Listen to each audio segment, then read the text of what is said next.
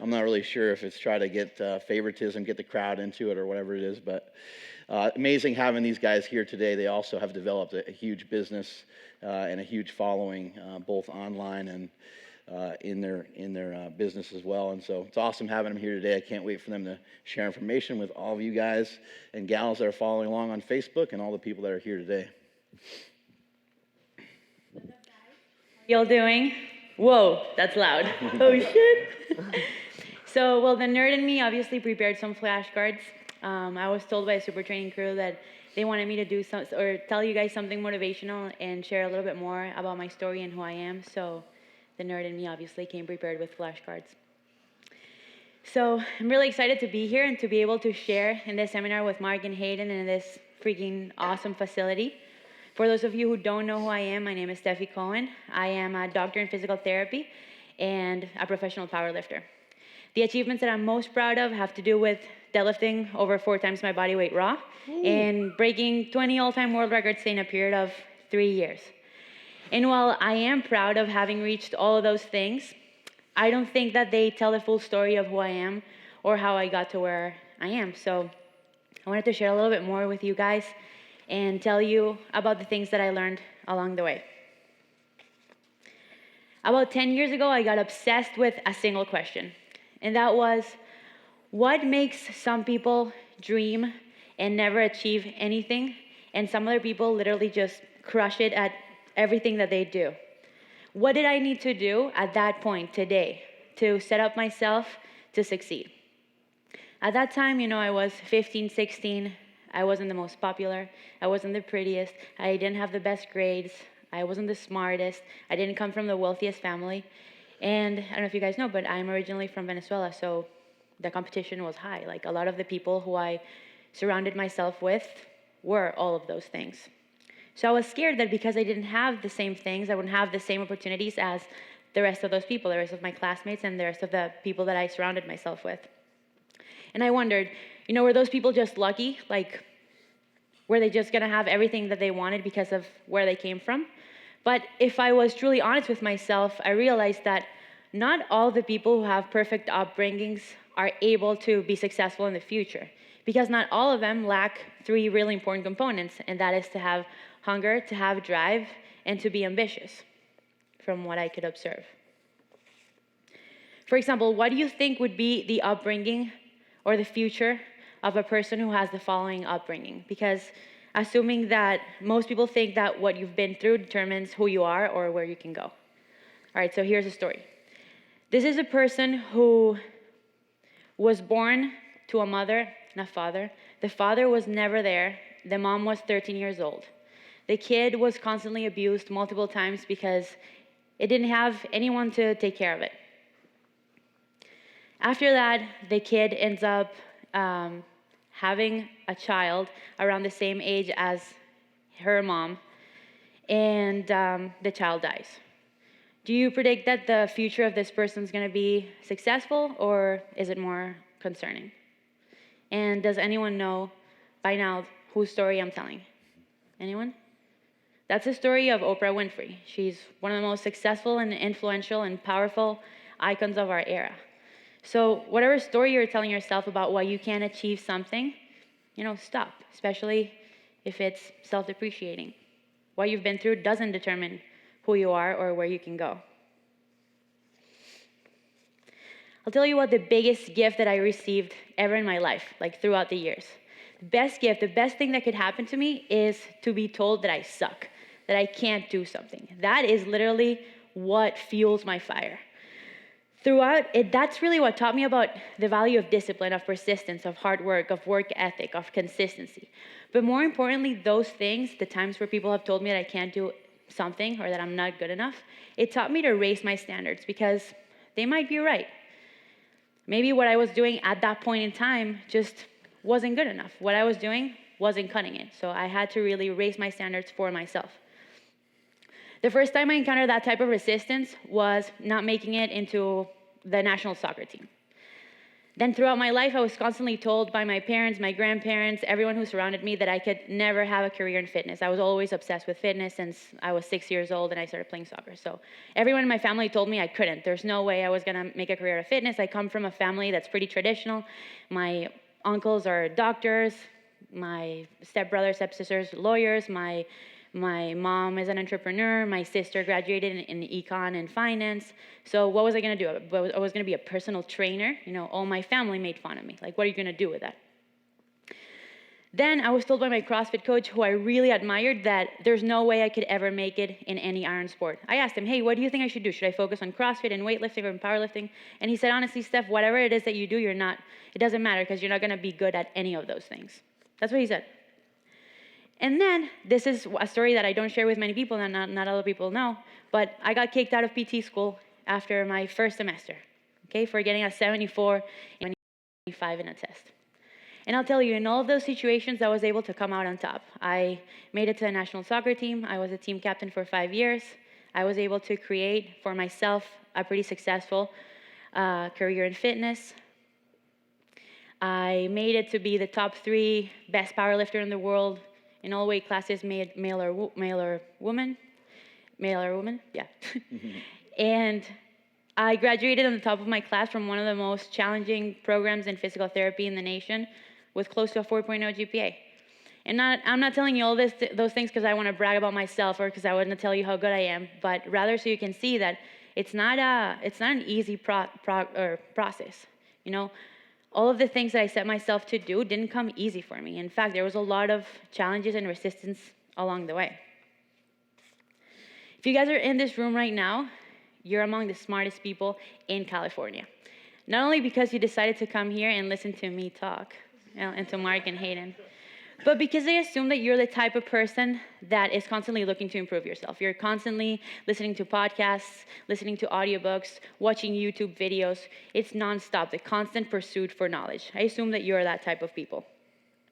But some of you might wonder, why is it that if I'm doing all of these things, I'm attending to all of these seminars, I'm listening to all of these books, I'm pushing myself so hard, why is it that, you know, John is doing the same exact thing and getting some life-changing results out of it and succeeding so much, but I'm not?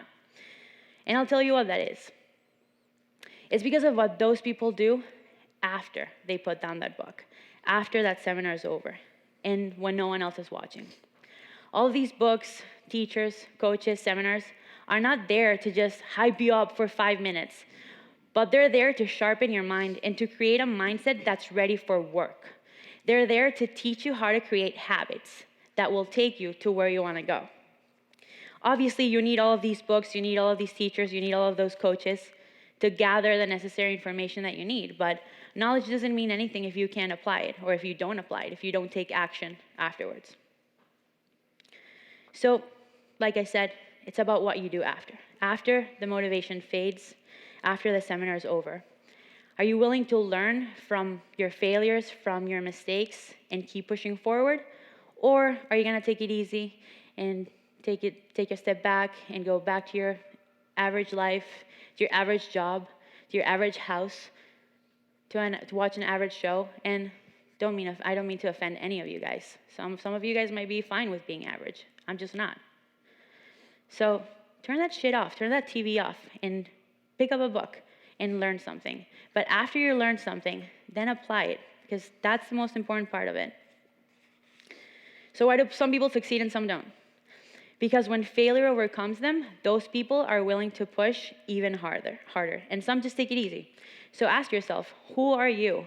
Are you prepared to suffer today to have a better tomorrow? Or are you going to take it easy today and suffer tomorrow as a consequence? What type of person are you? I'll tell you one last story because I don't want to bother you guys too much or bore you guys too much. But if I could give you one piece of advice, it would be to raise your standards. Because when you have higher expectations for yourself, that's when you make shit happen. When you expect more of yourself. That's the only way that you can make a long-lasting result. And how do you do that? You do that by changing all of your shoulds into must. Should is something that you do when you feel like it. Like, I should be nicer to my boyfriend, you know? Or I should be eating better, or I should stay off social media while I'm working or while I'm studying. It's something that you do when you feel like it. But when it's a must, you find a way to make that shit happen. For example, our bodies are a reflection of our own physical standards. When you must have your body look a certain way, then you follow that plan to the T. It's an obligation. It's a non-negotiable. It's something that you have to do. And that's how you actually get results. And what's gonna really take to raise your standards? It's the people that you surround yourself with. It's the people that you study with in school. It's the people that you work with, that you network with. It's the people that you hang out with the most. Are those people playing the game way harder than you, or are they just being conformist? When I started playing soccer right at the beginning, I refused to play with girls. I said, I'm only gonna play with guys because they just look better than girls. They're better skilled, they're faster, they're stronger, they're unforgiving in the field. That's who I wanna play with. That's who I aspire to be, like those guys. So I figured, if I just try really hard to look like them, how they run, how they kick the ball, and how they play, then I might actually get better. And I did. So I draw from those experiences to kind of like dictate everything else that I do in my life, like from that eureka moment that I had when I was 8 years old playing soccer. In powerlifting, I've moved from cities to be able to train at a better gym, to have access to better coaches, to be able to train with people who are better than me. And some people, some of you guys might not have those goals, but at that point in time, it was important for me. I've done the same thing in grad school. I try to study with the smartest people, try to surround myself with the people who can elevate me to be better. So I'll end this with one question for you guys. What aspects of your life do you think you need to change from being a should into a must in order to get you to where you want to be? Thank you. Thank you.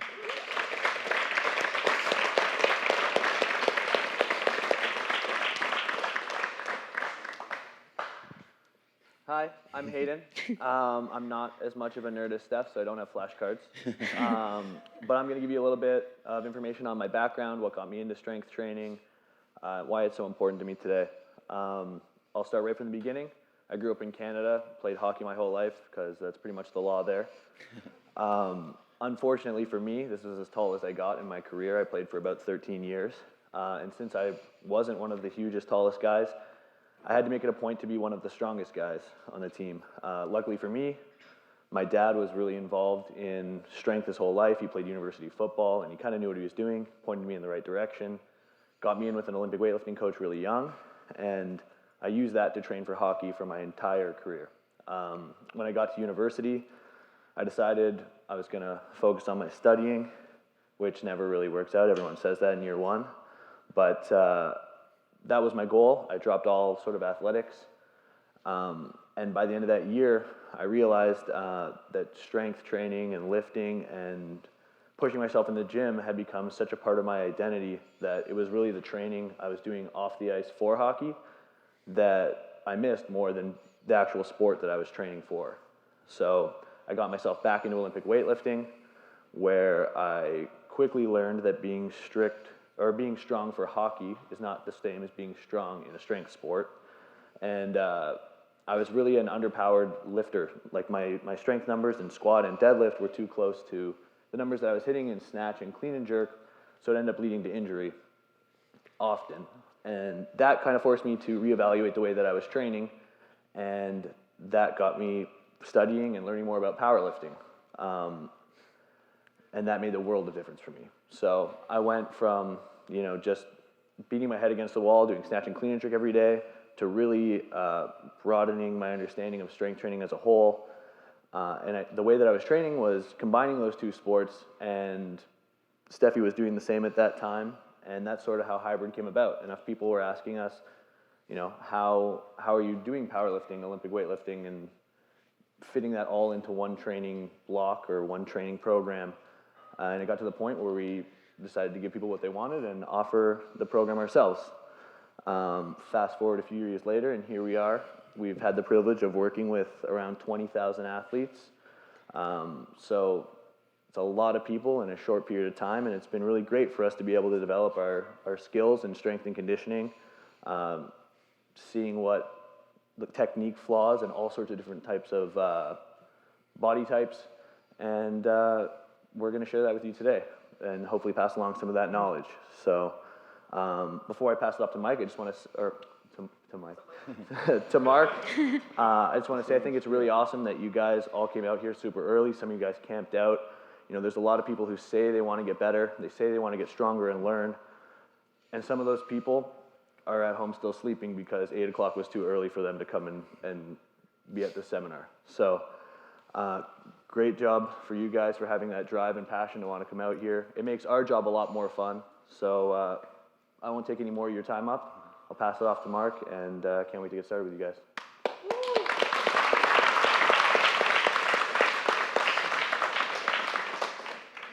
Something I like that both of these guys shared with us today was they both talked about different people in their lives. Steph talked about, you know, surrounding herself with people that want to do better. And that ends up creating a lot of competition, which the competition can be really healthy. And that's the very basis of SuperTraining Gym is based off of that. SuperTraining Gym has been around for over 12 years. Part of the reason why it's been able to survive the way that it has, as you guys know, it's a free gym. Well, the funny part about it being a free gym is we don't have very many members because powerlifting is difficult. It's not made for everybody.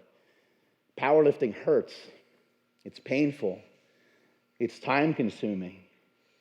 It'll break down your body, your mind, and sometimes even your soul. I don't know about you guys, but I care about this stuff so much. There has been many times that I have driven home from the gym in tears over a workout. And I'm getting goosebumps kind of even thinking back to some of those moments. And the reason why I get emotional even about just thinking about it is because those are the times that made me better. It was the pressure that created what you guys see in front of you today, not myself, this entire huge facility that we're in, this over 20,000 square foot facility that we're in. My brother, years ago, passing, you guys know some of the story, but a lot of that had to do with where this facility is today and where Slingshot is today and where I'm at today. Without my brothers and without my parents, I don't really understand what I would do with myself. So when I try to share information with people, I always try to share with them the fact that I feel that I'm a byproduct of a very, very good and very loving parenting. And my dad is here today, and he's a huge part of my motivation, so let's give him a hand.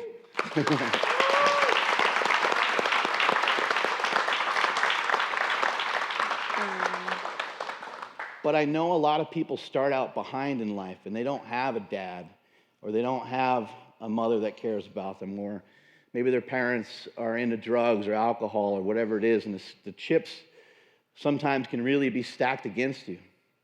That's not my story. My story is much different than I feel that I was given an opportunity to start out ahead of people. And now for a living, I get to do what I love to do most, which is making the world a better place to lift. And I feel that I was born to do that. And one of the reasons that I feel that way is because I didn't have a lot of other crap to worry about growing up as a kid. My mother, growing up as a kid, had to raise other siblings because her parents had drug and alcohol problems. I don't know what that's like. So I always think it's important to share with you guys kind of where I'm coming from, rather than just saying, hey, like, you know, you got to do this, you got to do that. All that stuff's great. But for some people, it's really hard to understand how and when can you make that jump if your life is so damn hard to begin with. The one thing that you need to understand is that everybody's life is difficult. Everyone has things in their life that are hard to do. And one of the things I hated more than anything in my life was getting up in front of people and talking. Now it's what I have to do for a living. I have to be able to communicate. If I'm going to be the people's coach, I need to get up here and I need to get people fired up about training. I need to go across the country and talk to people throughout this country and teach them about strength training. But if I'm going to teach you how to lift, I feel it's my obligation to teach you how to live. Everybody in this room is different. There's like 8 billion people in the world, and we're all born with a different fingerprint. And there's a reason for that. There's a reason why we're all different. Who really knows why? Maybe there's one person that knows why, right? Depends on what you believe in. But there's definitely a huge difference between each individual person. Somebody might even look similar. Somebody might talk similar. My brother and I sound similar, but he's 5'6", and he's not as jacked as I am, not as handsome as I am. But a lot of people will be very similar, but then there'll be a lot of traits that make us very different. And I'm a big believer in being different. I'm a big believer in really taking advantage of that and really like celebrating that. If you're different, then be different. If you like to dance after you do a big lift, then go ahead and celebrate that and be that person. If you're somebody that likes to be stoic and you don't get fired up from music and you like to lift a certain way, then be that way. If you're somebody that's emotional, don't let other people's thoughts creep into your mind about how you shouldn't be emotional. Be the person that you are. A huge part of life is to try to drown out the distractions, drown out the noise. The noise sometimes is so loud from other people that you cannot hear your own inner voice, which is pulling you and telling you and guiding you on what to do. For some reason, our intuition is the strongest thing that we have, but yet it's the thing that we ignore the most because people tell us all the time that we can't do something, or we're too short, or we're too tall, or we're too skinny, or we're too fat, or we're too old, or we're too this, or we're too that, we're too dumb. That's what I was told most of my life. And after a while, you begin to believe that. You're like, oh, okay, yeah, that makes sense. I'm not smart enough to do things like the other kids. After a while, as I got older and started to mature, I was like, oh my God, I'm not like the other kids. And you know what? This is awesome. This gives me a huge opportunity. This gives me a chance to dominate. This gives me a chance to attack things in a totally different way. Somebody like Steve Jobs. Steve Jobs may not be known as a business mind or may not have been known as a business mind. What was he known for? He was known for being a nerd. He was known for being a geek, right? But he sold, $400 billion worth of iPhones and changed the world forever with smartphones. Not having a business mind was actually an advantage for him, not a disadvantage. So what you have, the tools that you have inside you right now, are the tools that you're supposed to have. Everything that is going on in your life is supposed to be happening right now. The ups, the downs, it's what you do with it that's going to make the biggest difference between you and the person standing next to you. It's what you do with the opportunities that come our way each and every single day. I've said this many times before.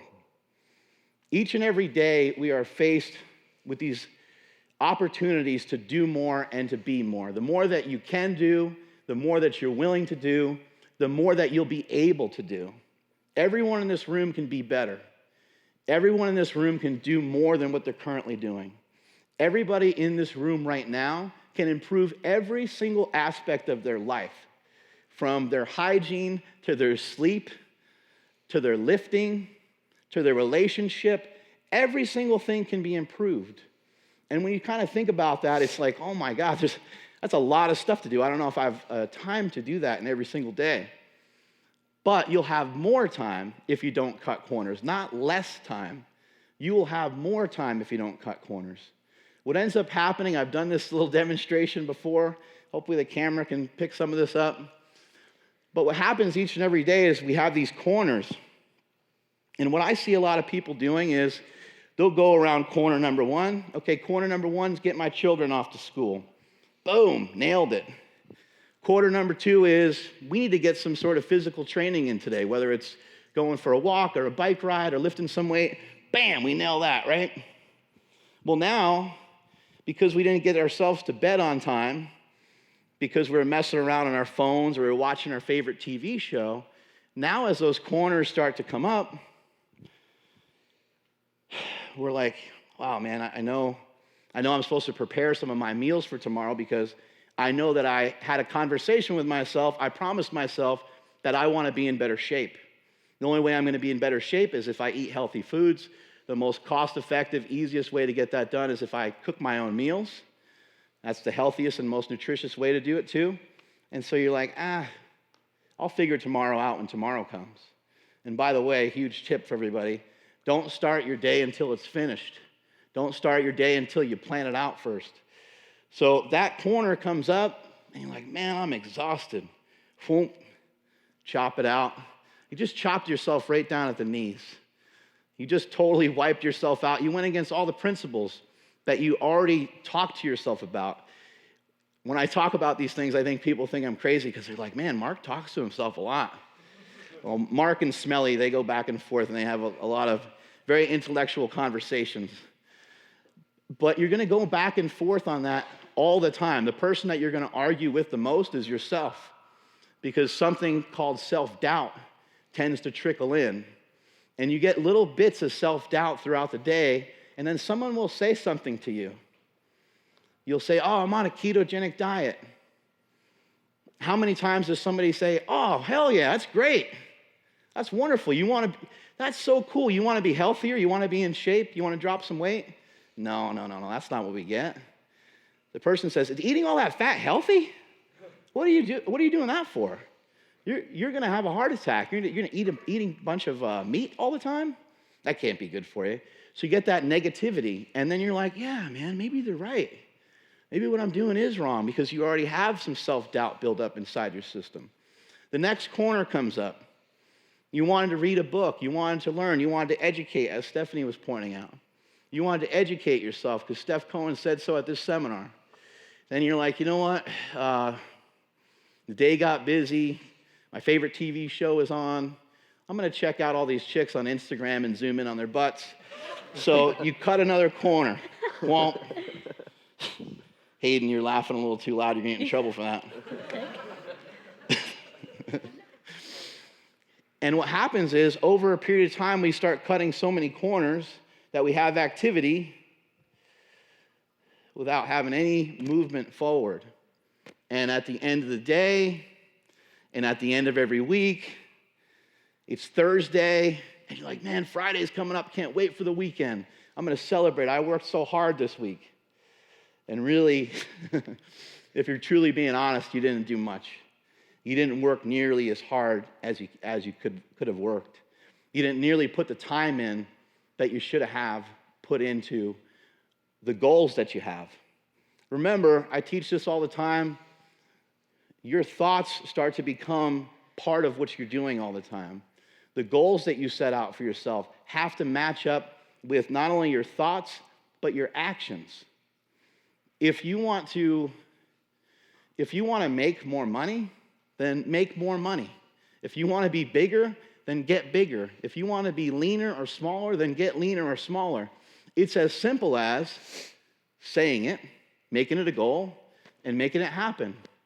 All you have to do is put some effort in towards it. Some effort in towards it. That's it. It's actually easy to make money. It's actually easy to be in shape. It is easy to be in shape. It's easy. It's not hard. There's nothing hard about it. The only thing that's difficult about it is something called consistency. What makes consistency so hard are the naysayers, the people that you need to work on chopping out of your life, the people that always drag you down, and yourself. You need to kick yourself out of yourself. You need to stop listening to, you need to listen to the thoughts and ideas that you had when you were a kid, before somebody came by and stepped on all your hopes and dreams and destroyed them. A kid doesn't have a hope and a dream of making $40,000 a year. A kid doesn't have a hope and dream of being the wimpiest guy on a football team, right? A kid has a hope and dream of being LeBron James. LeBron James is probably the greatest athlete we'll ever see in our lifetime. A kid has a hope and dream of being not even like wealthy. A kid might not even say, I want to be a millionaire, because they might not understand that. But a kid may say, one day I want to own a castle. They may say something that's totally irrational. And you have to be irrational with your thought process. That was me as a kid. I used to tell my dad, he'll tell you. I used to say, I want to live in a castle someday. And I'm not in a castle yet, but I'm still working on it. Your thoughts, it's okay if they're irrational. You just have to have the heart and determination to try to follow them. Who in here believes that they have something, by a show of hands, who in here believes that they're original, that they're unique, that they have something different to offer to the world than the next person? See a lot of hands going up. There we go. Do you really believe that? Do you honestly believe that? Was it kind of like kind of see who else is putting their hand up? Or was it like, yo, I got this. I'm going to be different. I got a lot of crap to say that's different than everybody else. Being original is important, but the good news is you already are original because you're different than the guy standing next to you. I already told you that, right? Do you really, truly believe that you have something different to offer the world than what everybody else has? Do you actually, truly believe that? If you do, then you would believe in what I'm about to say next. If you actually, truly believe that, if you believe in your heart that you're original, then you should also believe that you are a genius. Because being a genius is just the animation of your heart, soul, mind, and body towards being original. That's all that it is. That's all that it really is. It has nothing to do with your intelligence. It has nothing to do with being smart. It has to do with putting 2 and 2 together and coming up with 5 and being confident that's the right answer. And sticking to things. Sticking to things that might be a little bit different. They might be unconventional, but it's okay. Your belief system and what you believe in is hugely important. There are wars fought over it because one person believes in one religion versus the other person, or one person believes in a specific idea or thing, and they kill people over it. It's insane. It happens all the time. It happens every day. But your belief system is one of the strongest things that you have. And if you're going to the gym and you're like, man, I'm so tired today, man. I wish my stupid girlfriend didn't break up with me last night. And it's deadlift day, and I got programming from Hayden and Steph, and they want me to do 10 sets. Man, I suck at deadlifts. Well, if that's your mindset, then you're always going to suck at deadlifts. You're going to have to start to change. If you want to make change in your life, you can change your location. I've seen a lot of people do that before. I've seen people change their job. I've seen people change their spouse, their girlfriend, their boyfriend, whatever. I've seen people make all kinds of changes, but they haven't made the most important change of all, which is changing your mindset. You can try to run from it as much as you want, and you can try to go to a different school or have a different teacher or say these coaches don't understand me or that guy doesn't understand what I'm trying to do. But it's your own mindset that's going to be the thing that makes all of your hopes and dreams happen. As I say very often, embrace your fears. This is my fear, public speaking, and follow through with your dreams. The dreams is having this building and being able to share this with you guys today and being able to make the world a better place to lift. I'm Mark Bell. Strength is never a weakness. Weakness is never a strength. We're going to hear from Smokey here in a minute.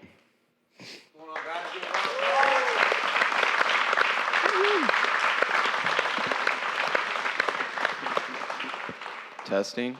I think it was a little tall, huh? Yeah, I could. Yeah, pull up from high. Let's give him one more round of applause. Thank you very much for those great intros. Let's also give a shout out to Slingshot, Quest Nutrition, Monster, which is going to be coming with their huge truck, giving you guys all energy drinks, and bodybuilding.com. Hey! So now we get the fun part. Now everybody's going to be lifting. So I just want to give everyone a breakdown of what it's going to look like. We're going to hit the squat, bench, and deadlift. Everybody's going to get an opportunity to lift and get coached by these three as well as Team S team members. The whole point of it is to learn. So we're not going for a huge single, nothing crazy. It's not a measuring contest. We're just here to learn. So I left out a word. So the whole point of that is just to critique some things, get taught by some freaking experts, some world-class record holders. So that's how that's gonna go. We're gonna do 30 minutes at each station. So you're gonna stay at the deadlift for 30 minutes, and we'll make an announcement. You'll rotate through. Then we're gonna go into accessories, my personal favorite. So that's when you guys can bust ass and really get a sweat going. So we have an upper body workout plan, a lower body workout plan, and we're gonna get nasty and bust out these tanks and go outside and give them some push. So everyone, if you guys all wanna stand up, we're gonna have everyone look at your wristband. I need numbers 1 through 16 on the bench press, 17 through 33 on the squat, and 34 through 50 on the deadlift. So if everybody wants to grab their stuff and head over there, let's go. Go ahead and repeat it one more time. We have 1 through 16 on the bench press, 17 through 33 on the squat, and 34 through 50 on the deadlift. We have that written down somewhere just in case. I'm sure these guys will. Okay. I thought you had a treadmill here, so I was going to stay and go on the treadmill. So since you don't, Yeah. I'm not going to do it. Yeah. I'm going to go to the gym. Yeah, you can go train. Yeah. So Okay. He's a training machine, this guy. Let me get a picture with you real quick, Dad. Don't make me look, don't embarrass me, out-angle me. Yeah. Here, go for the angle. There you go. There's the angle. Now your arm looks jacked. Okay. Thanks, Dad. Love you. Yeah, okay, take care. Nice. It was good. Thank you. Great. Yeah. You guys- So you're going to be doing the Facebook, so Chris will grab you, and you'll be manning that. So Steph, you're on. I'm going to teach how to play patty cakes with the chalk bowl. Good morning, buddy. Oh, I need my water bottle. You guys want to throw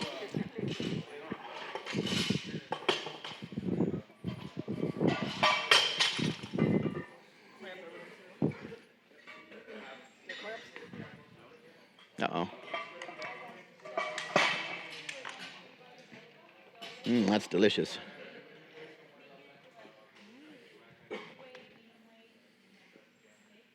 All right.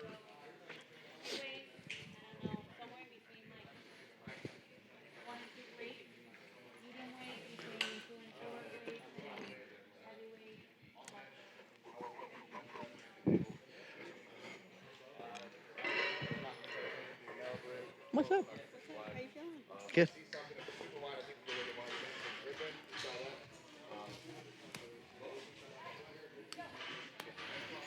What's up, buddy?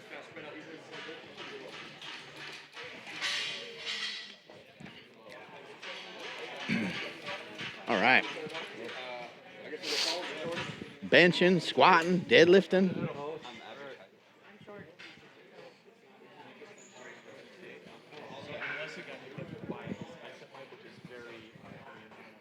Get a little bit of fan going here. Maybe not too much.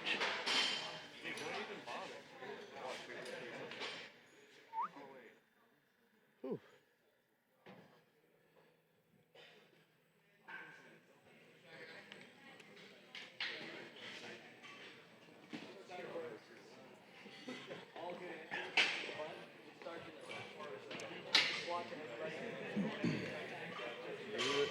your mic is still going to be live. Okay. So Cool. wherever you are, we'll just, yeah. Gotcha. And then I can just kind of play to these cameras here, right? And the cameras they're all the ones for bb.com are just stationary. Got it. Okay. Got some people working on some bench press here. We're going over the form and technique, trying to keep the elbows in, trying to keep the chest high. Let's watch some of these guys work out.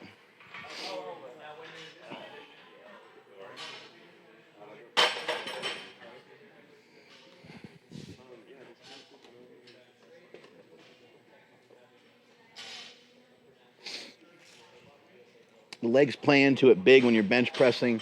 A lot of times people that have shoulder injuries and they have even elbow pain, a lot of times it's because their legs aren't connected on the entire lift. And you want to make sure that your legs are tight the whole time. This guy's doing a good job of driving his knees out. People think driving the knees out sometimes only for a sumo deadlift or for a squat, but it can also be very valuable for the bench press.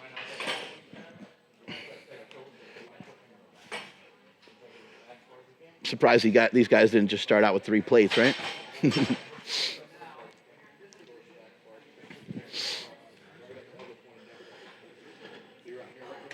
Get warmed up. Don't forget to ask questions.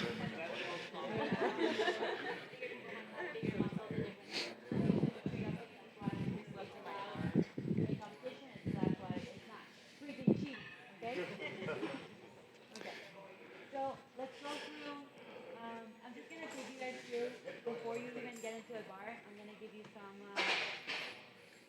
some pointers, okay? So in order for you to pick the stance at which you should be standing, you take into consideration the flexibility of your abs. Maybe That's going to be kind of like... you put 25s on there on each side, right here. Yeah, these. Yep. That's something that you can work We got. for. Sure. You can increase the flexibility of your adductors so you can get into a better position. Okay? Is that okay to put a little weight on there? Go. Ideally, you want your toes outside towards the plate at least, 30, 45 degrees. Why do we want to point our The toes reason out? why is because if you point your toes forward, your shin's gonna get in the way when you bend. So you want to point them out so that when you bend your knees, you can have a straight line. The bar can just travel in front of you, and that's a really important concept. You gotta be able to move yourself around the bar and not the bar around yourself. So you gotta put your body and move your body in the ways that allows you to be Can the some of most you guys efficient. move over this way a little bit? We're just going to move the bar around just so the people watching at home can yeah, see okay. too. Just going to go right here. There we go. I think the camera's good now. There we go. Thank you, guys. All right. So the next thing is where you place your hands. Ideally, you want to place your hands on the knurling of the bar, okay? Because, I don't know, if you're here, it's way harder to hold onto that bar when you don't have that knurling, okay? Then the most important thing, the position of your hips. Where should you start your sumo deadlift? That's kind of a common question that I receive often, okay? And what I do is that you take it from the top down, all right? So you grab the bar, start at the top, and then do a slow eccentric deadlift. And wherever position that you end, that's kind of your starting position, okay? So instead of guessing whether you should have your butt up, down, just do that slow eccentric. It's gonna look different for all of you guys, and that's totally fine. Why do you like to do that slow eccentric like that? To find your initial position. Is for the it, deadlift. are you in a better position for some particular reason because you're holding the weight? You're just in the right position for yourself. So Okay. like I said, everyone, because of their body proportions, is gonna look different. Some people might have to start a little bit higher. Some people have to start a little bit lower. But having your authentic movement pattern is the most important thing. So that's how you find that position. Cool. All right. What kind of questions do you guys have for me as far as the sumo deadlift goes before I let you guys try it out? Sorry? For adductors? Okay, yeah, so kind of like my go-to is the frog stretch. Have you guys seen that one done before? So that's a really good one. You kind of just put your knees out. It's really uncomfortable. Put something under your knees so that it doesn't hurt. You do this one. You do a side lunge. You add weight to it. And then hip 90-90s. I love this one. Talk about it a lot. So you go here and you do the other side. Most people, when they think about hip mobility for anything, for squat, for sumo deadlift, they only think about the hip flexors or external rotation. How many people have you seen doing a pigeon stretch? You have to work, the hip can move in 360 degrees. So why would you only work in one motion, the flexion and the external rotation? You gotta get your hip better at internally rotating. You gotta get your hip better at extending. You gotta work all angles. Even if the only thing you want is to improve your adductor flexibility, you gotta think about the whole joint. Any other questions? How often do you work on mobility of your hip? Personally, every day. So I try to incorporate Every day. either at the beginning or in the end of the session. I try to do some sort of mobility drill that I personally need. That's another common mistake. You'll see people doing a 45-minute long mobility session or an hour-long warm-up, but without any guidance. You deadlift, you squat, and you bench, you know why you're doing that, right? You have a very specific goal. You know that that's what you have to do. You should treat mobility the exact same way. Either you have someone do an analysis of yourself, or you just know exactly what you need to work on so that you can get into better positions. Cool? We good? Any other questions? Go ahead. That's a really good question. I personally Getting a do little bit of weight conventional on the in my bar now. off Here we season. go. So far away from competition because personally, like my back can't stand Good positioning. doing both chest is sumo up. and conventional at a high intensity. Try So to I lock this leave wrist it in a the little off better. This wrist season. is kinda I do back, mostly like like the weights in heavy your rep fingers. stuff. You guys want the weight in your do different hands starting. and in, So like, I your do palm and not in deadlift your from a finger. deficit, from a block with chains, with bands. I try to wrist is vary still it as back. much as You need to possible, kinda- just to kind of have like a that. different There you go. stimulus and Squeeze work the on bar. different areas. Squeeze the bar. Elbows in a little bit more. Squeeze the bar. Pull that weight down towards you. There we go. Good.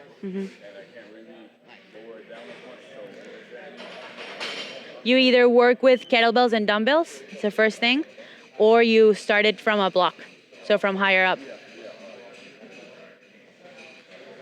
Any other question? All right, let's get this party started. So go ahead and go to your stations. I'm gonna be walking around, just kind of like have an order, so each one of you can try it. We'll go for something like 3 reps.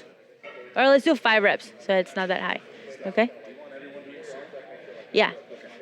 So I'll be walking around, have an order, and I'll be around to cue you and give you some tips, all right?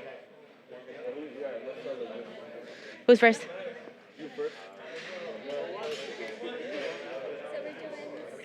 Yeah. You've never done sumo? This is awesome, okay. So you wanna be a little bit wider. You're a girl, so girls usually have better mobility to start with for sumo, okay? So you're pointing your toes 45 degrees, all right? Reaching down, grab on the knurling. Right here? Yeah, that's good. Okay. Point your toes out a little bit more. Okay. And focus on kind of like driving your hips. Yeah, just like that.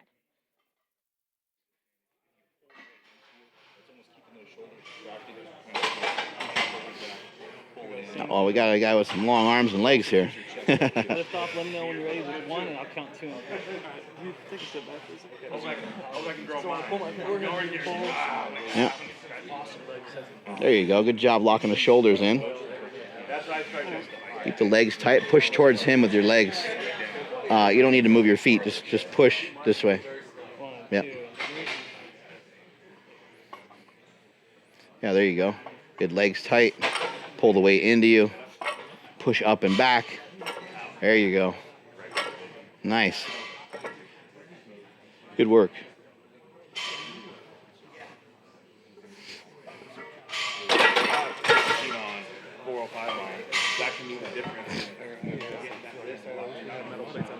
You don't?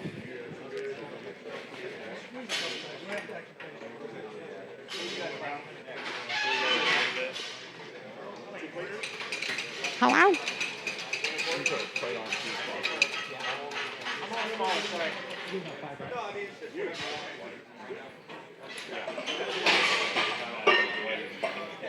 There you go. You can see here this guy's lifting his head up. Position where you can keep your knees out without caving. Good. And that's gonna have to do with the strength of your hips, whether or not you can maintain that position. Good. That looked better. Good.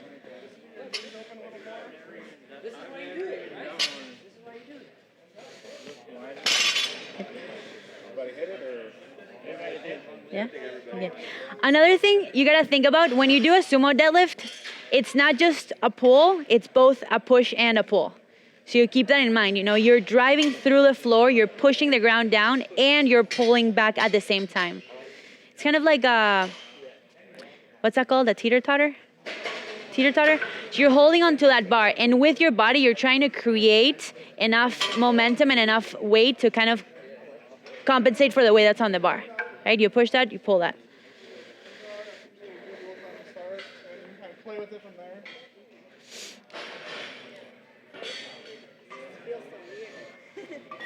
You can put your feet wider.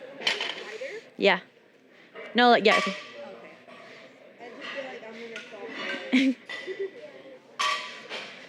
Good. Good. So another thing, point your legs out. That one too. Keep that close and keep this position of the leg. I feel so weird. It's normal. Yeah, looks really good.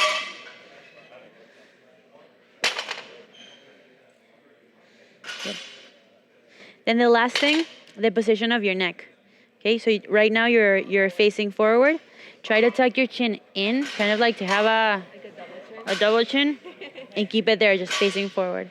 Because the position of your neck, remember, your head is attached to your neck, and your neck's attached to the rest of your spine. So the position of your neck's gonna also affect the position of your lumbar spine. So it's been proven by research that when you hyperextend your neck, your back also hyperextends as a result, kind of like subconsciously. Good, that looks great.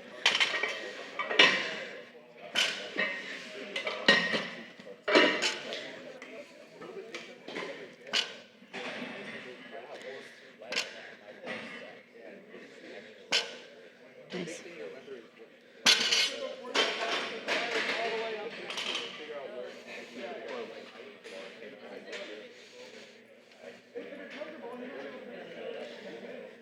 Also, it's perfectly valid if you don't have the adductor flexibility to be a little bit narrower. Have you guys ever seen Ed Cohen doing sumo? He has kind of like a hybrid between conventional and sumo, and that just works for him, right? So for some of you guys, what I said of being wide just might not work for you. So don't take anything that I say as a law. It's just kind of like the textbook form. It's what we're supposed to be doing, but because we're all built differently, then we're all gonna look different. Like in that situation, you try to go inside or wider or just whatever you're comfortable. Like as far as Well, if you're doing sumo, you gotta keep your hands inside. Steph, you mind standing a little bit more here? Yeah, sorry. On screen here, right there. Nice. So I want you to point your toes out just slightly more. Slightly more? Yeah. Keep your legs where they are, but point out. The closer that you can keep that bar to your center of gravity, the easier the movement's gonna be. Like that? A little bit less. Less? Yeah. So like kind of, to here. Perfect. Conventional deadlift, Pardon? you actually want to push your knees Yeah, forward to 45 the bar. degrees.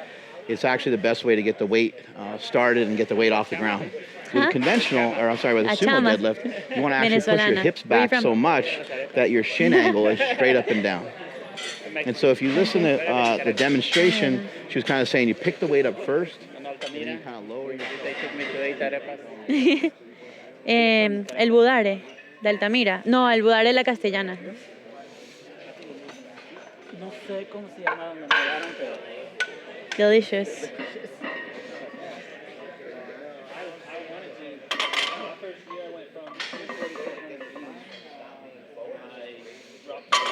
Okay, stop right there. So in your starting position, go back down. Okay. See how his shins are kind of pointed forward? Okay. So you want to lean back. Lean back more?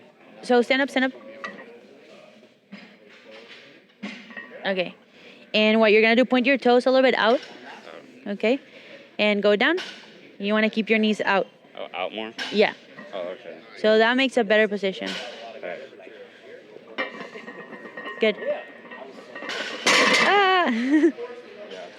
Anytime that you tweak your technique, it's going to feel weird, obviously. So I felt like, because I'm not as flexible in the hips. Yeah, and you're not strong either in that position. But just keep in mind, if you're pointing your toes forward, like I said, your knees are gonna come too far forward. So you wanna point out and kind of do like a plie in ballet. Just kind of more extend your legs out. Exactly. Do you want to keep your shins like completely straight up and down the whole time? Ideally. Have you seen like Yuri Belkin do it?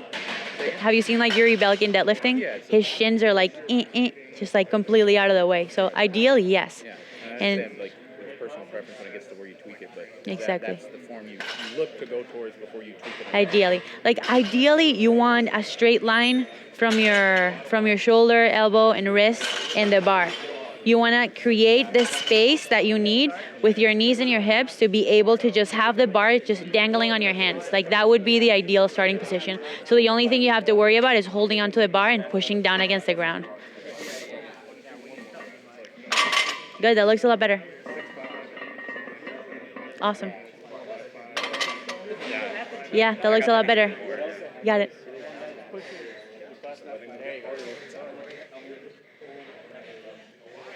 when I start my deadlift, I tend to lift the butt a little bit, and that takes away. I just switch conventional, and I tend to lift the butt, and then it's a head. Good When you do morning. conventional or when you do sumo? I'll take a look. I switch because I wanted to correct the problem, and it's still the same problem. I'll take a look. That looks really good. And feel free to like correct yourself. If you see something, then tell the other person.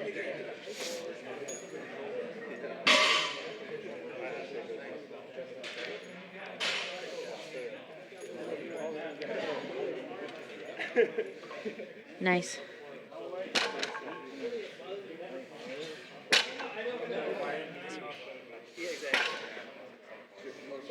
I've never even done it before. All right, let's see.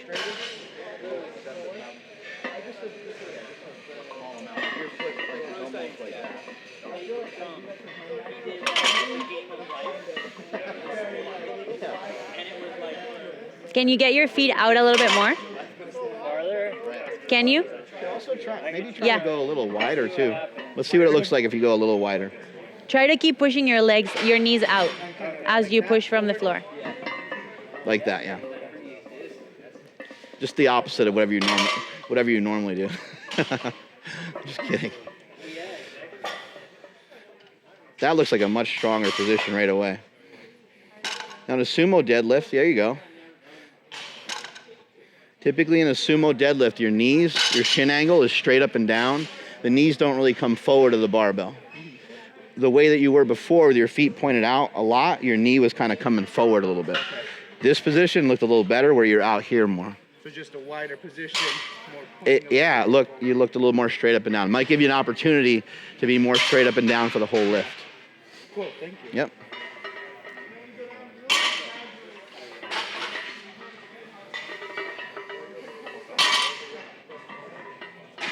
There you go. Nice.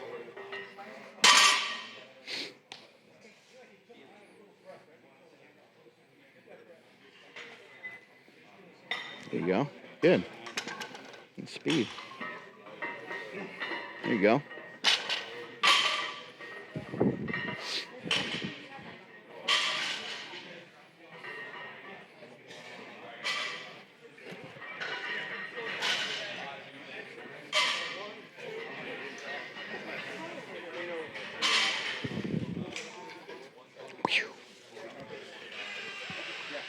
That'll eventually help you a lot.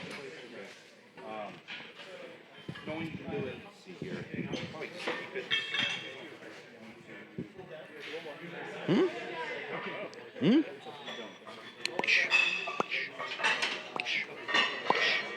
What's up, bodybuilding.com crowd? We got a lot of people going over here, a lot of people benching, squatting, and deadlifting. We're going to go over some assistance exercises as well, some key points on the bench press, some things you've already heard of. You got to tuck the elbows, right? Another thing that I'm kind of seeing a lot of people do is they're setting the weight in their fingers rather than like in their palm. You really want to have that weight in your palm, have the bar in your palm, and you want to flex. A lot of big benchers have big arms and big forearms because they're squeezing the bar as hard as they can every single time. When you squeeze the bar as hard as you can every single time, everything stays connected all the way from your fingers, all the way through your hand, your wrist, your forearm, your elbow, all the way into your shoulder. So just by squeezing the bar, you can help protect your elbow, your shoulder. The other thing we want to do is we want to make sure we do a really good job of pulling that chest up, keeping that rib cage up. And that's on bench, squat, and deadlift. But in the bench press, I see a lot of people lose their legs. They lose their leg drive. They're not keeping the legs tight. Once the legs fail, a lot of times the shoulder will fail, and you'll see someone go like this too. So we'll see them ease off the tension of the legs, and then we'll see them kind of rotate the shoulder forward a lot to get the weight down in position. And it usually, oftentimes, leads to people having shoulder pain. So if you teach somebody proper leg drive, a lot of times it helps mitigate shoulder pain. So get in the right position, lock it in. It's the strongest, best way to do it. Got Trevor here demonstrating. He's benched over 500 pounds in competition.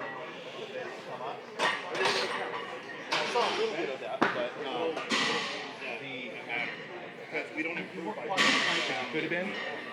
So it was a little bit lost in that, though. Is he off the team? No, he's still on. I might be off the team. Just sweating so much, though. Sweating? Yeah, it gets warm.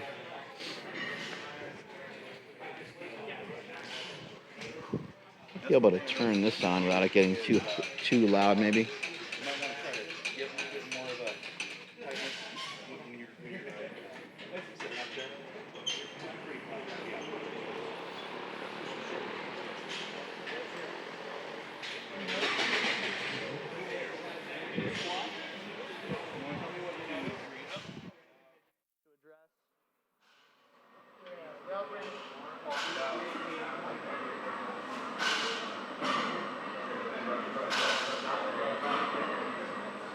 So it really obviously depends on your goals with training.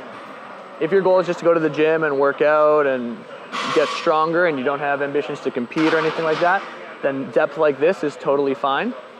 But if he has goals to compete, he's gonna have to go a little bit lower. Like I said, top of the knee has to be above the crease of the hip.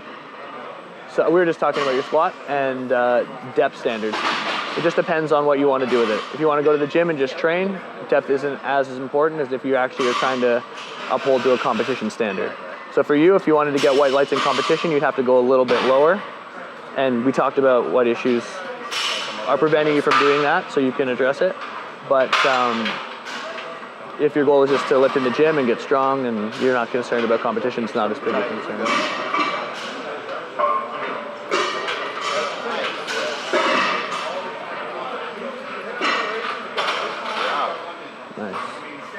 So this is good to have someone work up to a weight that's kind of heavy for them. So you can see she actually had like, that looks really good. Yeah, no technical breakdowns. Knees are tracking over the toes. You didn't lose your back. No over-exaggerated lordotic curve. Good. All good. One simple thing I think a lot of people forget, it's like we're trying to think of all these different things. Don't forget to really push hard with your legs. Don't forget to just push hard with your legs. Sounds like so silly because it's so simple. But I think a lot of people get in the right position and they're really concentrating on all these different things. Really push hard with just your quads. Just push through that lift all the way. Here we go.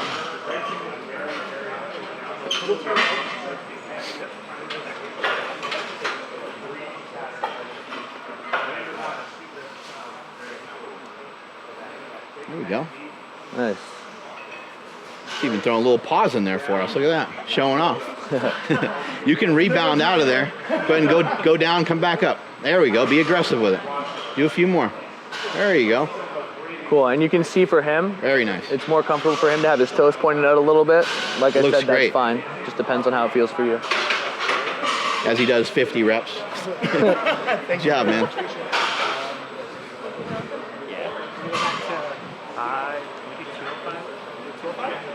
Anything for me on there? No, it looks great, man. There we go. Everything looks great. Knees tracking over your Come toes. down a little lower faster. back Be a looks little good more on the aggressive bottom. with it. Depth is Down great. fast, up fast. Push up and back. Boom, there you go. Up and back.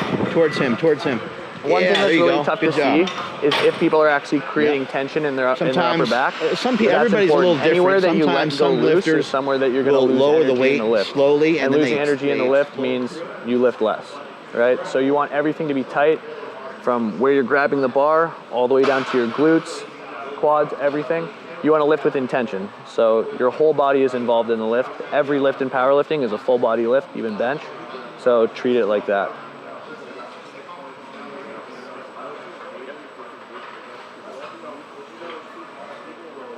So as you mentioned with the hand position, could that play in a factor of that torque that you get up there? Absolutely. You lose it a little bit? Again, it's something that's comfortable for you. You don't want to be in so far that you're in an uncomfortable position, but you don't want to be so far out that your upper back is loose. You'll see some of the guys who have really bad mobility, usually it's the bigger guys, they end up having to basically just hang their arms over the bar, and that's a big area where you're going to lose energy in a lift. So I've heard people give the cue to push up on the barbell, and I've also heard to pull down. Both of them are accomplishing something similar, which is just to create tension in your upper back all the way down to your glutes. So you can try both of those and see which works better for you. Generally, in the past, I've found that pulling down on the bar works better because it forces you to keep a closed grip. Whereas a lot of people who they drive up into the bar, they end up opening their hands. And again, any spot that isn't tight, isn't flexed and ready for the lift, you're losing energy.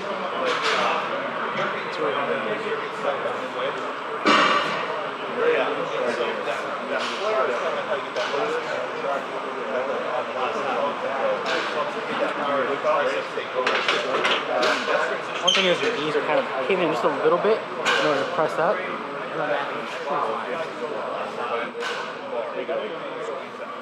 that better? Yep. Brace, take that deep breath, float at the bottom. There you go. What's up, man? What's up, buddy? How you doing? Good. Running off for like 3.5 hours of sleep. Yeah, I worked last night. So, hey, do you guys have this rack covered and they have that one covered? Or do Yeah, you want they me got to that one covered. I got this one. Okay. I mean, you can circle and get your input. That's what each area does. So.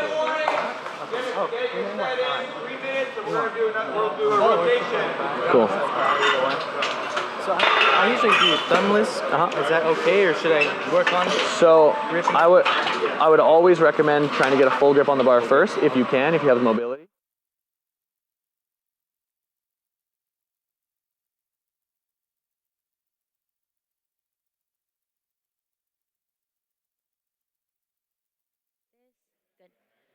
Start from there. Nice. Like here? Yeah, keep the bar close to your shins. Good.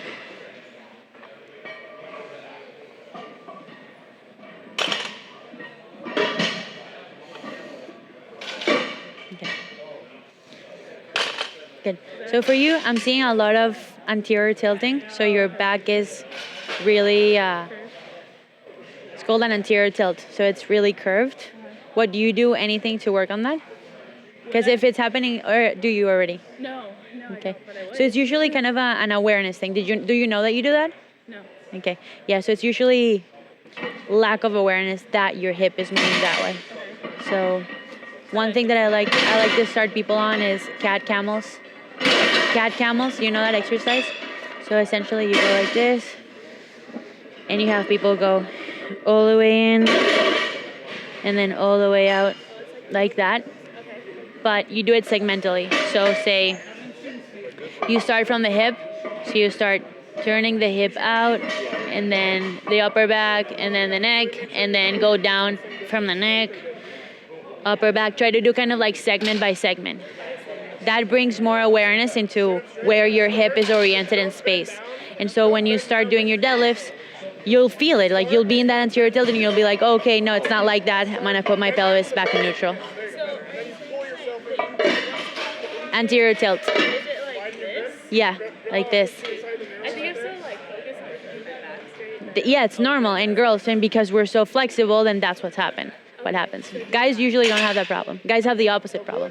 They go like this. Yeah, that's why I was super eager to do this.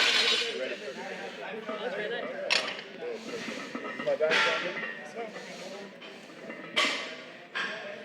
Nice, dude.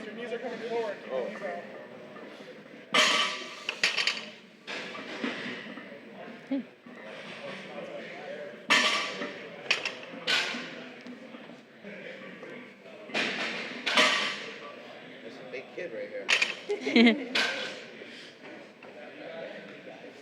Try not to allow the knees to come forward. Try to get him straight up and down. There you go. Nice.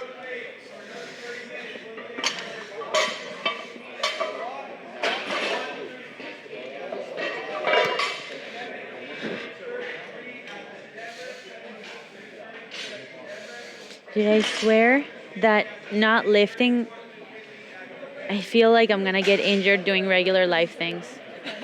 You know? Yeah. I just feel like a sack of noodles. Yeah. So You're weak. not looking right now? How come? She didn't listen to me. I punched her.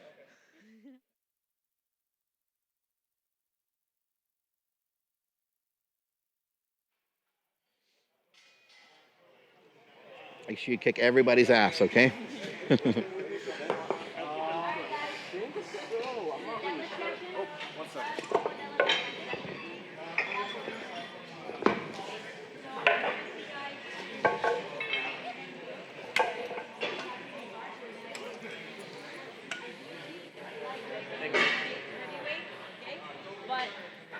we want to make the group as even as possible, okay?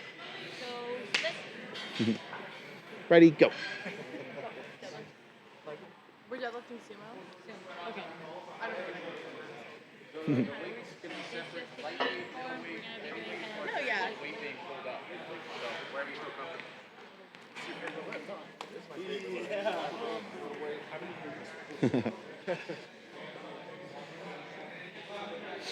Just try to grab a bar so we can make the most usage of our time. Who wants to go first? Free. I'm giving out free lessons. Do you want to start with this weight or that weight? Go through low bar squat, so we can do that again. Anyone who squats high bar here? I just started to squat low bar. Just started to squat low bar. So we'll use you for low bar. We'll get him for high bar first. You want to see where your rack height is on here? I've never used one of these Okay. before. So just go stand up and put your hands on the bar, and they can see what that looks like for you.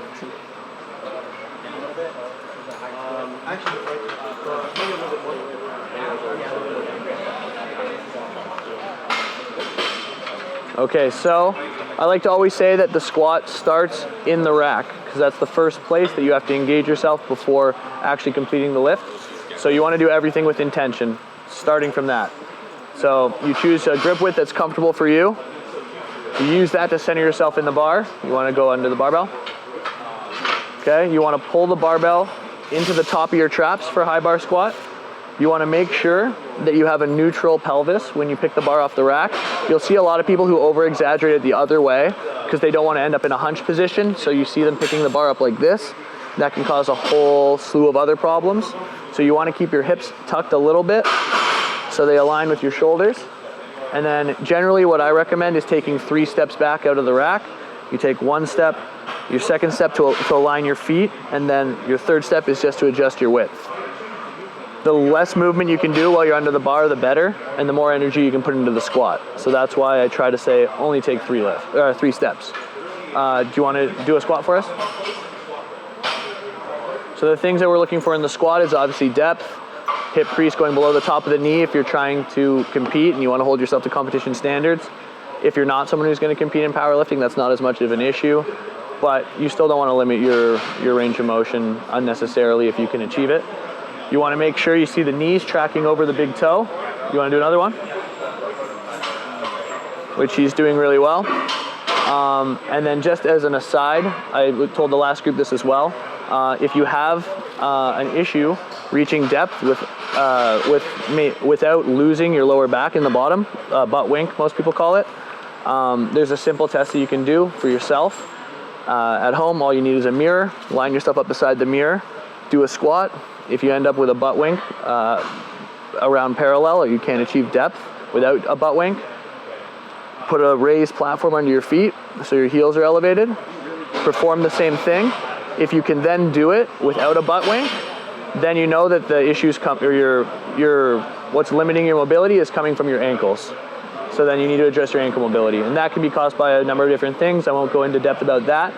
But that's a way you can find out if it's your ankles. If you still can't achieve depth without losing your lower back in the bottom of the squat with a raised platform, then you know that the issue's coming from somewhere else. It could be tight hamstrings, it could be that your hips are really tight for whatever reason, but then you know you need to look at other things to address.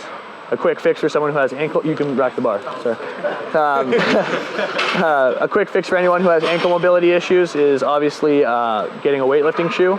But you need to remember anytime that you make an adjustment to the squat, like with a weightlifting shoe, changing your grip, doing all sorts of things like that, any sort of compromise that you have to make means that there's something that you need to work on and address. So don't just get a weightlifting shoe and not work on your ankle mobility because you're not seeing it in your squat anymore. That's still something you should address. But that can be a quick fix just to get you through training safely while you're addressing that. We had low bar squat, someone who just started? Yeah. Cool. So we're looking for similar things in the low bar squat as well. Obviously the first thing you do is you set your grip on the barbell. You use that to center yourself. The main difference taking it off the rack is obviously the position of the bar. So you want to squeeze your back, your shoulder blades together so you can create a shelf and really see your rear delts here. That's where the barbell is going to sit. You want to make sure that your hip is neutral. So squeeze your abs. Yep, and keep it tucked like that. Take it off the rack. 3 steps back, step, step, and then adjust your width. Okay, let's see a squat. Because the ability to have flexibility determines, or it's dependent on both the muscle on this side and the muscle on that side. So you're telling the muscle on this side, it's okay, you can relax, this is a safe range, I have control over it. Then you're telling this muscle, all right, you can lengthen, it's all fine, you're gonna be okay. Okay, so that's the first drill. Second drill, you're gonna start in that same position, drop both knees into the ground. Ideally, you'll be able to make a 90-degree angle with both, okay? And we're gonna do the same drill, okay? What I want you to do, put your hands around or over the leg that's on the floor in front of you. What I want you to do, push your ankle down into the ground and your knee, all right? Push the knee down, ankle down, 10%, 20%, 30%, 40%, squeeze everything you have all the way to 100% and hold that. Hold, hold, hold, hold. Now pull yourself in, show your chest up, pull yourself down, down, down, down, down, and hold that position. You should feel it along the side of the glute. Hold that, hold that, hold that, relax. All right, now let's do the other leg. Most people feel like they have a side that's a lot more restricted than the other side. So you're gonna do the same thing, hands over the knee, push your ankle into the ground, push your knee into the ground, 10%, 20%, squeeze, squeeze, squeeze, 30, 40, 50, 60, 70, 80, all the way up to 100 as hard as you can. Pull yourself in with the muscles in your abs, show your chest forward.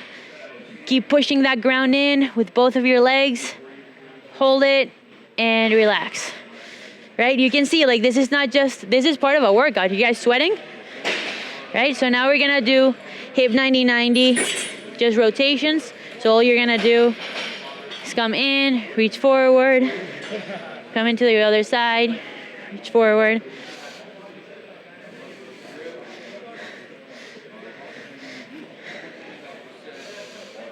All right.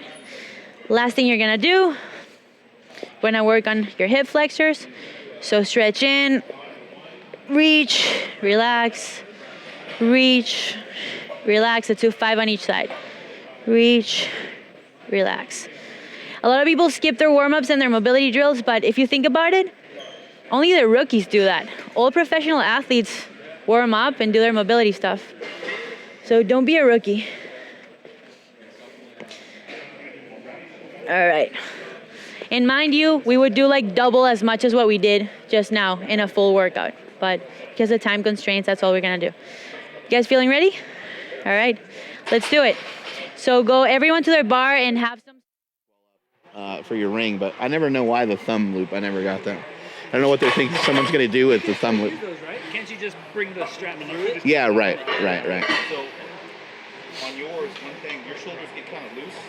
You might want to concentrate on keeping your shoulders like almost like you had a pencil. You're kind of pinched up pencil with your scapula. As we watch some of these people bench press, there's a couple things to keep in mind. We want to force the knees out, just like we want to force the knees out on a squat, just like we want to force the knees out on a sumo deadlift. The reason why it's important is because we want our butt engaged in the lift, we want our glutes engaged in the lift, and we want our quads engaged in the lift.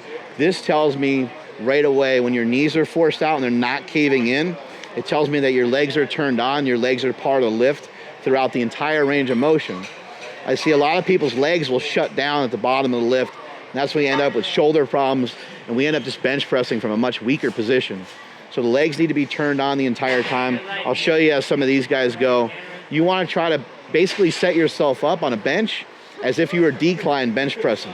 I don't know if anybody decline bench presses anymore, but we used to decline bench press all the time. And what you'll find is you can actually lift a lot more weight in a decline position than you can in a regular position. He's doing a good job forcing the knees out. See how the knees are moving around a little bit. He's doing a good job forcing the knees out. You probably do a good job pushing towards the spotter more. Again, that's going to tell us that the legs are engaged. Good leg drive. You can see your hips coming up every time you're pushing into it. So you move around stable at times. The other thing that it does when the glutes are engaged, by having your glutes turned on and by having your legs flexed, it's going to reinforce not allowing yourself to have your butt come off the bench. For those of you that had your butt come off the bench in the past, this will really help a lot by forcing the knees out and keeping your butt turned on the whole time.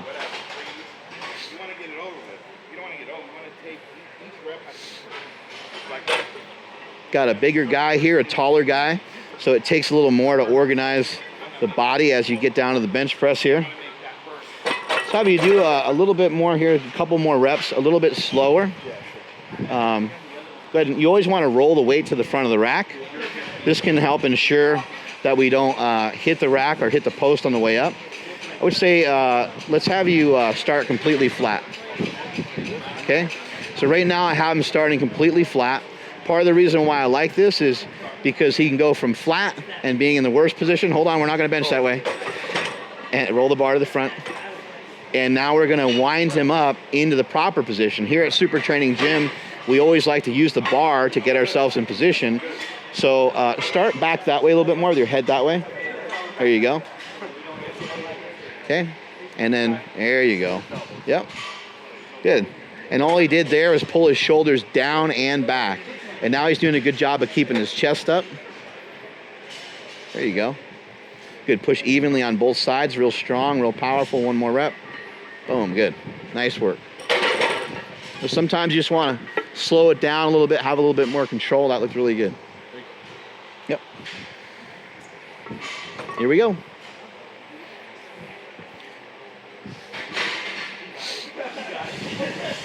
One thing you want to try to do while bench pressing, squatting, deadlifting, any of the big lifts, you want to develop a routine. You want it to be the same every time. Let's go ahead and rack the weight. I think we can do a little bit better job. I know I'm being annoying. We can do a little bit better job of locking the shoulders in. You did lock them in, but I think you can do a much better job of it. So scoot that way a little bit more. There we go. I always like to start with my head actually like off the bench a little bit. If I was to line up the top of my head and the bench, my head would be just off the bench a little bit. Might depend on how tall you are, but in most cases, having your head off the bench will allow you to lock yourself in proper position once you go to arch to upper back, and you'll be in perfect position every time for the guy to lift off to you. So again, use that bar. Pick your upper body up.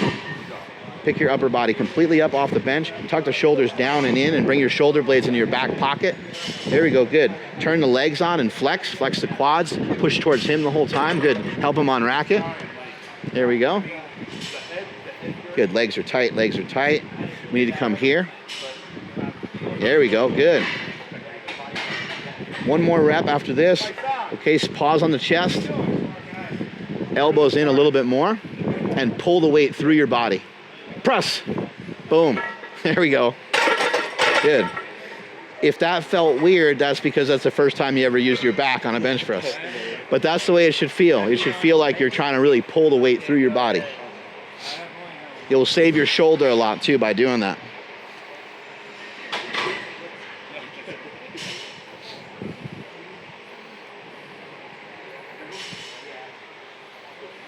See if we can get the feet out maybe a little wider and maybe this way a little bit more. This way. And then like that. I know it's painful. And I know that hurts. Flex the butt. Flex the quads. Push towards him. Give him a lift off. Give him a good lift off. Out and up. There we go. Good. This positioning is great. Chest is up the whole time. Now the legs are turned on. His butt is flexed. This positioning right here is going to prevent his butt from coming off the bench. For those of you who had trouble with that, pull that weight through your body on this last one. Pull it, press, boom, nice. Good job. We're not trying to arch the lower back. We're trying to arch the upper back. We're not trying to arch the lower back, just the upper back. Lower back's already going to be arched. As soon as we lay down on here, and as soon as we put our feet down, lower back's automatically arched. Ready, go. Time they get. My legs are wide enough. Usually they're like here. You got weird legs? Go ahead and scoot that way a little bit. And then we're going to do the same thing everybody else does, even though you got long limbs. Pick up your upper body. Yep, a little bit more. Pick up your upper body and do it a little slower and pull those shoulder blades underneath you. There we go. Good. That's nice positioning there. He's going to do the work and lift the weight out to you. 1, 2, 3. Good. And try to force your knees out a little bit. There you go. Nice. Nice. There you go. Good. Press hard. As you come through, press hard. Good job. Yep. Up, up, up, up, up. Good work. Yep. Good. Now it's not different. It seems different for each person, right? But the rules are all the same. You have to be able to make the lifts, and you have to be able to accumulate a certain amount of work in order to get stronger. So sometimes what happens is, like, I've always had a lot of trouble with deadlift. And then where have I gone to, what exercise have I gone too heavy on too often? It's always been the deadlift.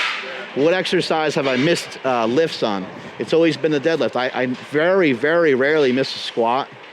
I think in training, now that I think about it, like over my lifting career, I may have missed like 2 or 3 squats in training, 2 or 3 reps in training. That's it. Like, 20 something years of powerlifting, right? In the bench press, about plus an injury or 2, maybe about 3 or 4 times. But in a deadlift, countless amount of times. It's because our ego kind of gets in the way, and we're not acknowledging the fact, like, crap, man, that kind of feels heavy. So that was a good set of 3, and that was a good effort.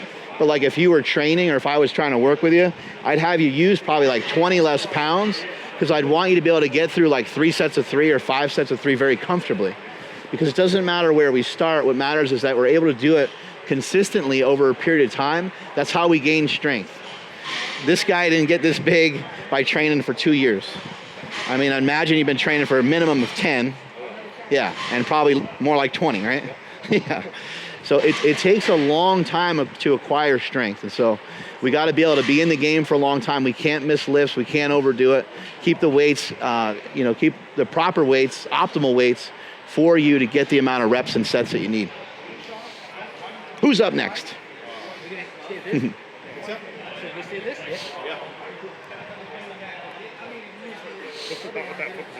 Felt like more. Yeah, it looked great. More knee extension, and a little more. Like, yeah, it just looked like you were like more like torqued, And I was like, it just didn't look right, so I had you kind of move out a little bit and drive the knees out a little bit more. There you go. Keep those legs tight. Nice. Good job keeping that chest up. Good. Good work. Oh, this guy cheating. This guy's totally cheating. This guy's using a slinger. Damn. Better do well, Mark's staring at you. The balance of bench press is staring at you. There you go. Nice. I feel like I'm cheating. Hey, you are. You're in the right place for it, too.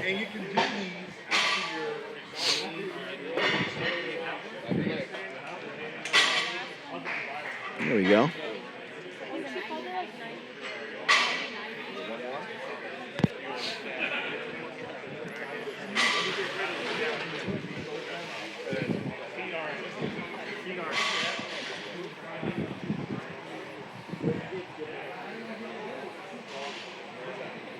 There you go. I'm going to go a little lower. Try one more. Get the proper depth. A little lower, about 2 inches lower. There we go. Getting there. It's not easy. Good job.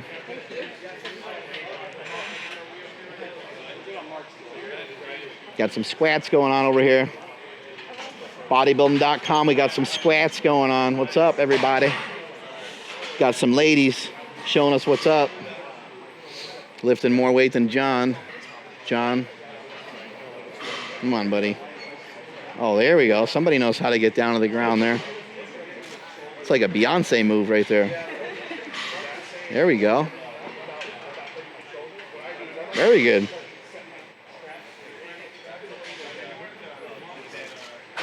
Have you ever tried to squat a little wider and do a little bit more of like a powerlifting squat? I have the wider, but Doesn't feel good? I mean, maybe I could play around. Yeah. Have you ever tried to not go as deep? No. Let's have you try that and see. Okay. Let's have you try. Let's have you try. There's really not a lot of reasons to go, excessively low, but if that's what feels good to you and that's the way you squat more, that's fine too. So do what you feel like would be like a half squat. Yeah. Yep, that's plenty low. Now, in order for it to feel the same, you're going to have to think about aggressively reversing the weight a little earlier, okay? There you go. Good. Okay, you can rack it. That was good. You were still going plenty deep. That looked really good. But there's not a lot of reason to rub your butt on the ground. Well, maybe. Who's up next?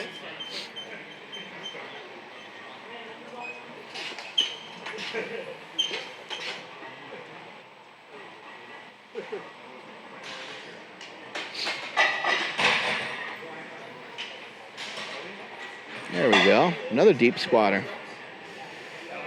Very good. Good form and good technique. Good. Use those legs. Nice work. And, you know, if squatting that low feels best for you and that's the way you lift most weights, then go ahead and keep doing it. You know, there's not a lot of reasons to make a huge change, but if you can cut it a little bit and lift more, then it's still definitely will be approved in a competition. I think I probably will play around with it. Yeah. Have a comp next month. Yeah. Right. That's a good idea. You don't want too many changes.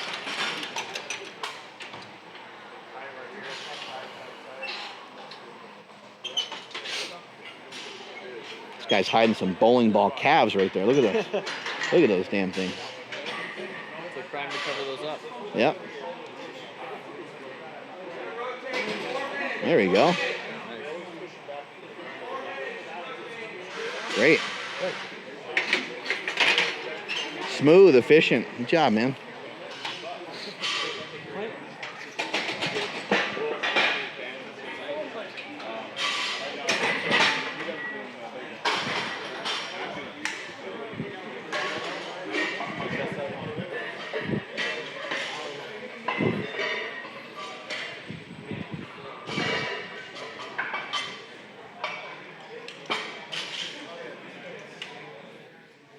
How's it going?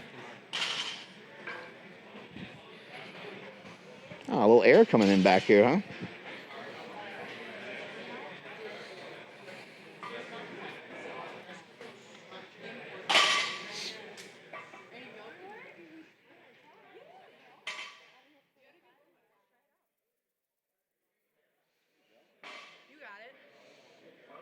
Push your knees out, keep your chest up. Keep that bar close to your body. Thing was gonna come off the floor. With sumo, you gotta be patient. With sumo, you gotta have so much patience. It takes like 10 seconds to come off the floor, and then it flies. Especially sumo. Yeah. I've never really done sumo. You can pick it up conventional. If you've seen my reps, it takes maybe like 8 seconds to come off the ground, and then it's like, oh, okay, not bad. I think it's great though, and I definitely want to implement it into my workouts. You should. I feel it in my hamstrings. Yeah. You gotta build, the whole thing. No, I really I want to, but I'm scared that if I do it, I'm gonna do the same thing to my back. I just did it like 3 days ago. So No. Don't do it. What happened? Like, what do you feel? It's a lot of tension right here. That's all you need. It feels like something's about to just. Okay, relax for a minute. Put the weight down. Relax. Just kind of walk away from it. Let's have you try it sumo. You did that very easy, so your lower back's plenty strong enough. But I only got We're gonna try it sumo, and it's just it'll take like about a 3 or 4 count for the weight to come off the ground. It'll be like 1, 2, 3, 4, and then it will start to come up. You can do it. You can definitely do it. Back injuries suck. Yeah, so go with like a medium sumo stance. Like, it's hard to point at the cause of a back injury like that. Oh, I didn't warm up, or oh, it was this. Let's go ahead and you gotta fight think about for what it. you Like, do it might take the a whole couple time. seconds, like, okay? how do you sit down? How are you sitting on the couch? Are you slouching in your car? How are you sleeping? Like, and stay with it. It's a combination stay with of it, factors. stay with it, It's stay not with fair it, to stay with just it. It'll come. There we go. blame Good. it on one thing. Steph, look at this. Here we go. You can do it. You can do it. Stay with it. There you go. Good. Good. Now one more time, and use your butt. As the weight starts to come off the ground, flex your butt. Drive your hips forward. Be aggressive with it. We already know you can do it. You got plenty of strength for it. Here we go. Doing great. There you go. Easy weight. Chump change now. Great job. Hell yeah. That's awesome.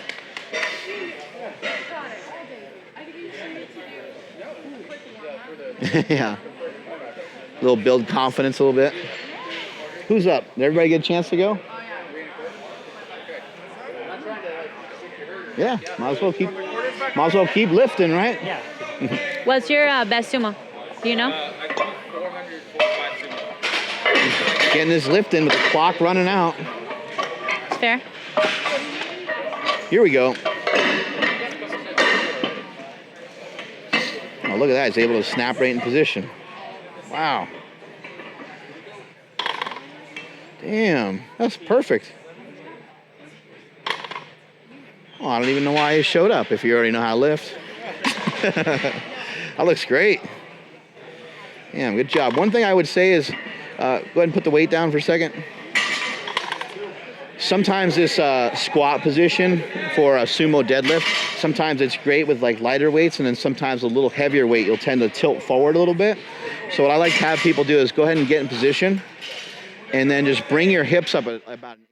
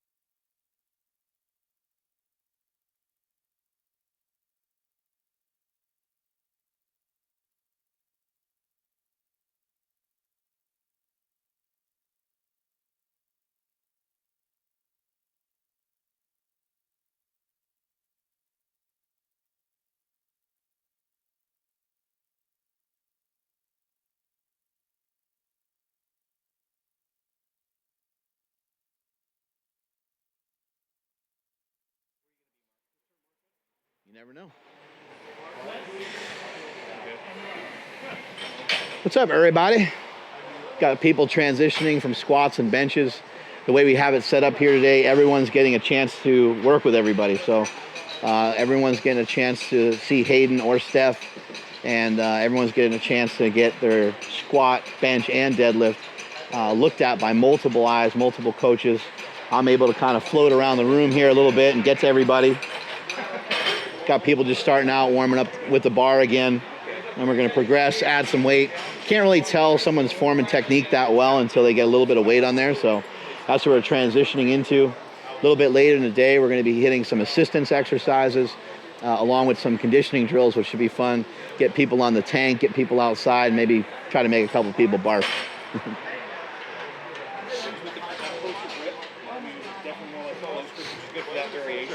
But it was much more neutral, just moving that one finger without your forearms were almost perfectly even at the bottom. All right, who's next? Warming up. Keep trucking here.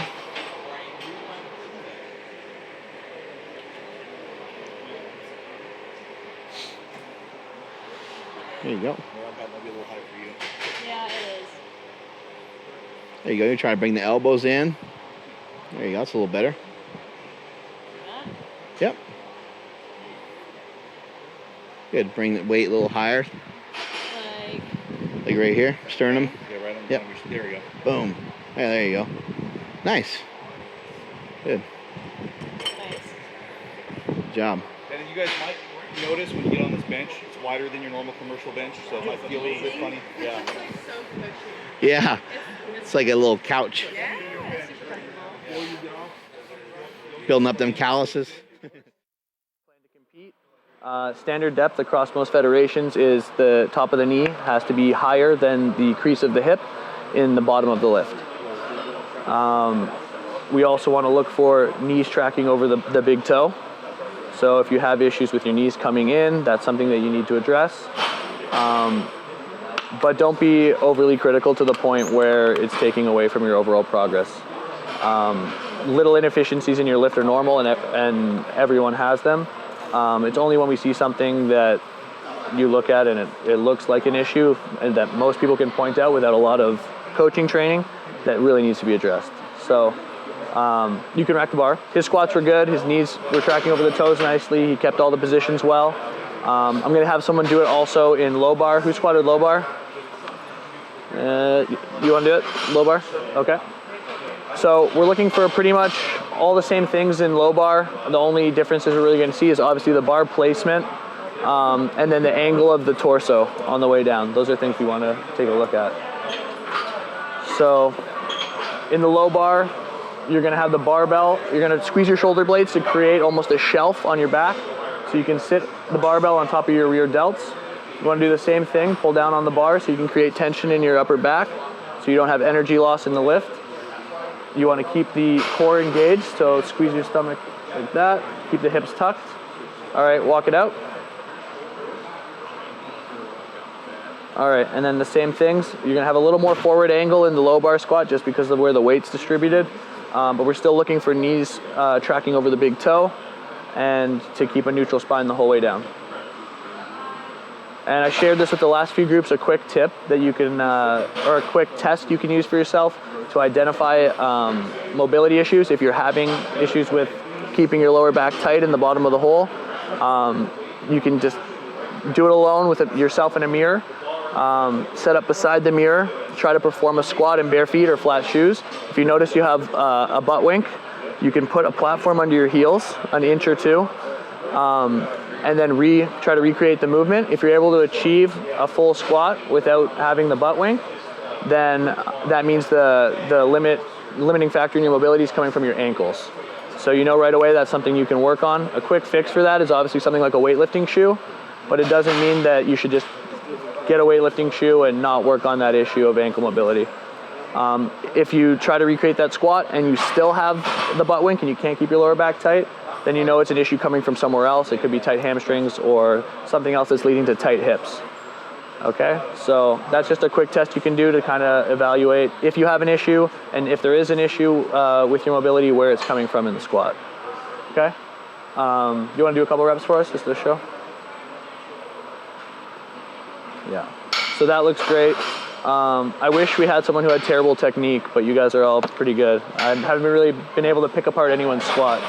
You all move pretty well. So that's good. Knees tracking over the toe, lower back's tight. You can rack the bar. Any questions about any of that? Okay, we'll split up into 3 groups. Groups of like 5 or 6 on each monolift. I'll walk around and help out everyone, and they'll coach you on those other 2 racks over there. Hey, how do you help people figure out if they should be a low bar or high bar squatter? Like if someone just comes and asks, like I keep seeing these 2 Sure. things. Are you like a femur length guy? Not really. I think rate of progress is huge for that. So if you're a guy who squatted high bar his whole life and then you test out low bar and you're making progress at a really fast rate, that's much faster than you've been able to make in high bar in the past, it's a good tell to say that maybe you're set up mechanically better for a low bar squat. Say if there's any like carryover from like if you have a really good deadlift, then a low bar, since you're going to be in a different position.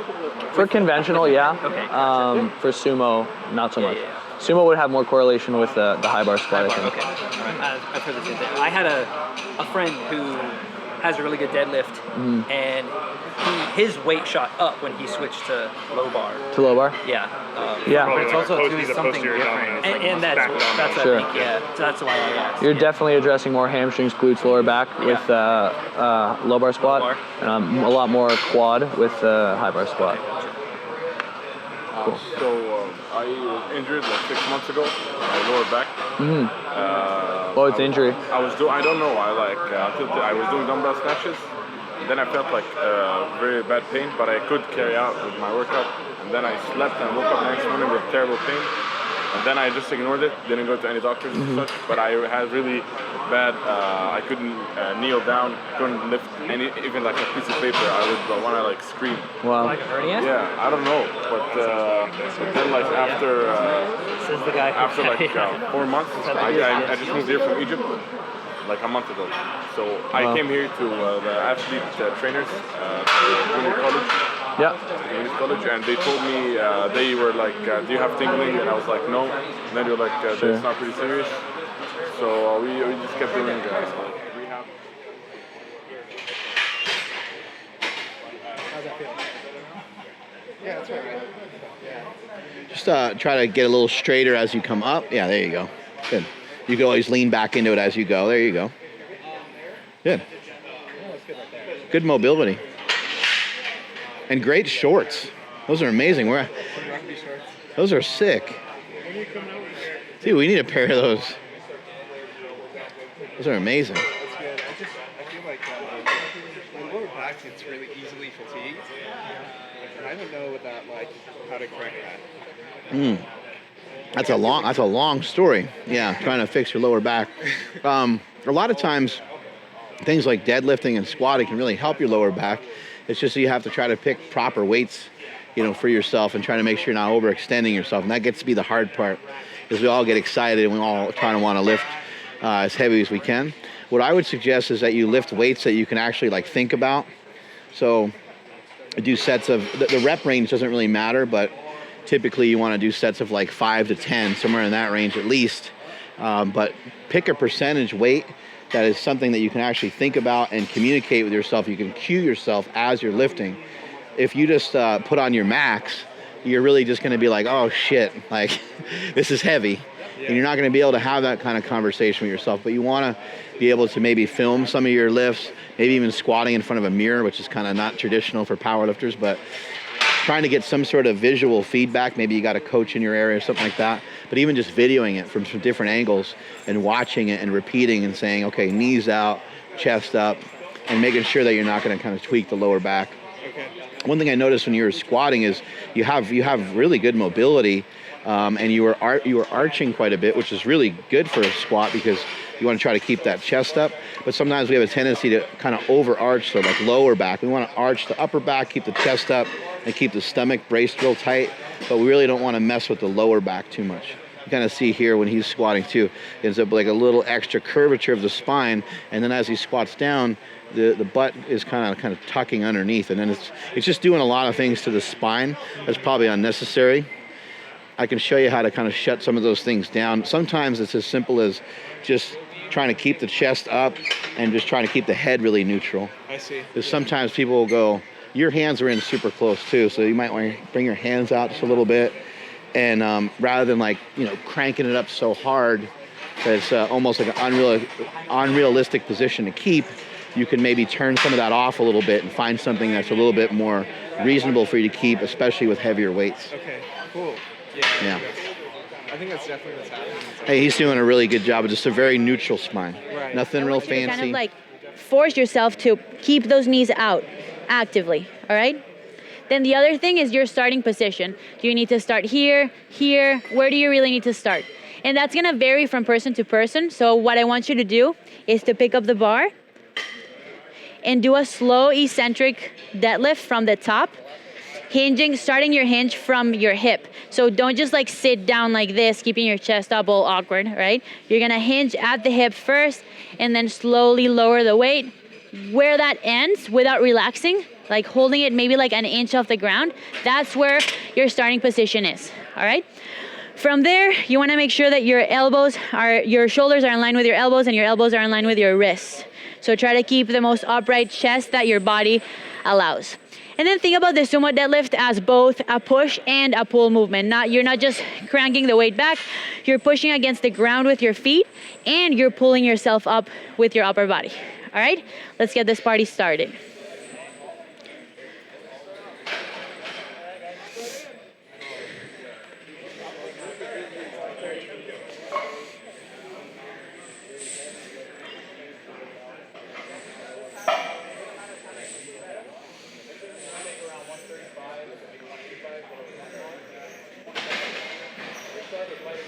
textbook form. Really good. Perfect. Got nothing to say. Do you pull Sumo? Get out of here. Who's next?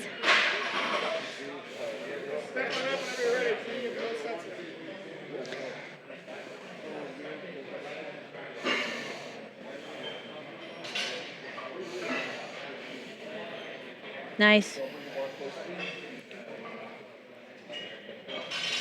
Good.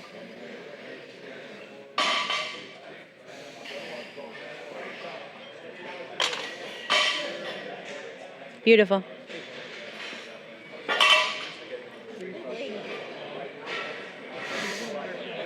I love those shorts. Should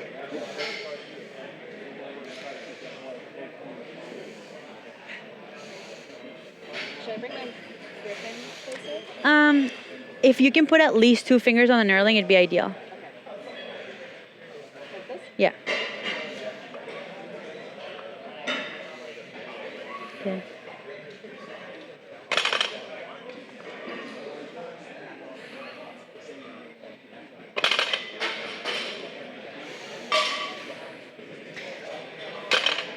Do you usually do that dynamic start when you do deadlifts? Yeah.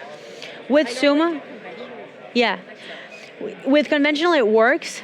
With Sumo, the thing is that it takes a longer time for the bar to come off the ground. Okay. So I've personally found that it's easier if you do a static start where you're just kind of like building tension off the ground, like as hard as you can, you're pushing yourself into the bar rather than that dynamic start, because if the bar doesn't come off the ground in that first kind of like momentum that you bring, you're gonna give up. But sometimes you need like Right. It's more like It's nice. It's not lack of effort. Everybody hands-on. Yeah. Give it a little more personal like, touch. I was number 48, 47. Wow. What am I? 48. There was a 47. dude waiting with us the whole time, Right. and he didn't make it. We were like, He came from San He Francisco. drove from like, Bummer. You guys get Yeah. the same time? Yeah, the mindset's a huge part of it. When you see somebody doing something, you're like, oh, I could do that.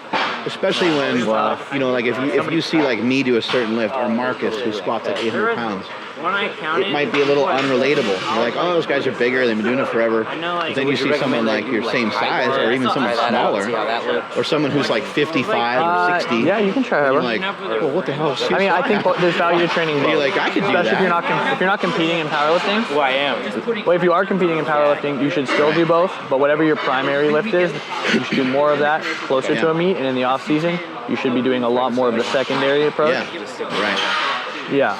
Yeah, and here we help each other a lot. For with just, anyone who's like a just recreational do lifter, more, I think they should do an equal of extra both. rep. Otherwise, you're just set, digging holes in your development. An extra exercise. High bar squat's a lot more Just always trying quad, to do a little bit better. low bar at squat something. is a lot more hamstring, glutes, lower back. You need both. The only high bar that I do is Yeah, so the easiest thing to do, I think the best path to go is the gym is free. I would still have Probably the days where I easiest thing to do is high bar come on Saturday exclusively. and Sunday. So, you know, even if the weight is less, as long as you're achieving, you know, whatever the RPE is that's prescribed or percent, that's fine. Yeah, you should train them both in a similar way. It's just the timing of when you're going to train them that should vary if you're going to compete. My only critique is that weight. Bringing it out. Something like that. Like, the only critique is, why are you not And then we do training have the coaching class? there. We got who's on the bench down there who kind of helps us with the program. Lots of stuff on the board. But it's like coaching by committee. You know, it's like just jump in. Cool. What was your name again? Oh, Jeremy. Jeremy? Guys, Jeremy brought up something that I get asked questions about a lot, and I think it's really valuable if you want to hear it quickly. He was talking about getting dumped over in the squat, why that happens, and what you can do to fix it. And usually when you see someone who's getting dumped over like that in the squat, it's because their glutes are weak relative to their lower back. So the primary hip extensor are the glutes. And when they're not strong enough to complete that movement on their own, you're going to rely on other things to finish that movement for you. So if your glutes are weak, you're going to end up dumped forward like this, and you're going to end up extending with the back to finish the lift. So things that you can do to fix that, if that's an issue you have, or any sort of glute isolation exercise where you can load things really heavy. So my favorite exercise for that is barbell hip extension, where you just load as much weight as you can on the barbell. You can do that for 8 to 10 to 15 reps. But that's something you can add to every squat day if that's an issue that you have. Do you do that before or after the squat? After. So you always want to start with exercises that hit the most muscle groups first and then move to the ones that are more specific after. You don't want to go into a squat having already super tired glutes, and then you're going to end up double as dumped over. So yeah, definitely squat first and then address the specific things afterwards. Cool. Yeah.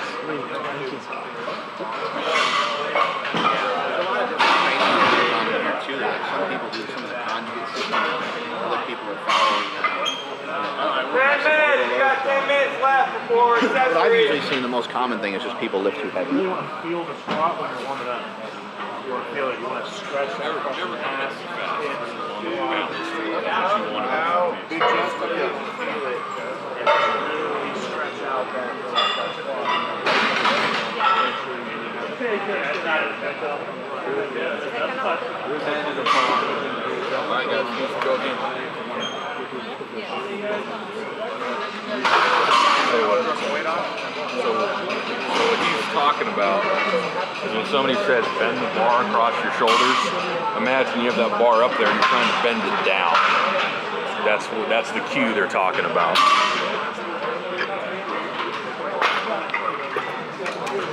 You got dreams over there?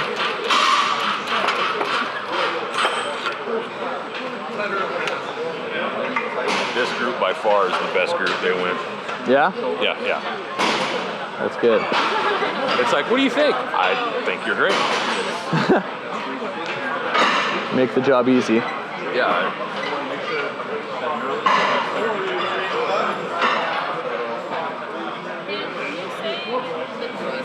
So you go 1, 2, and then you step only one foot out, or is it like an adjustment of both? It can be either.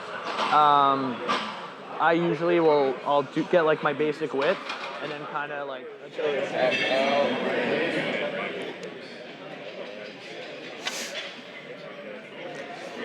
All right.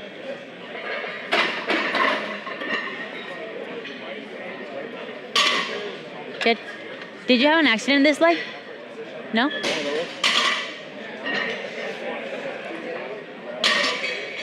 So when you do the sumo, this knee comes in a lot.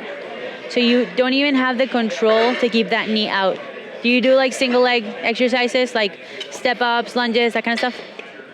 Come on, man. What you doing?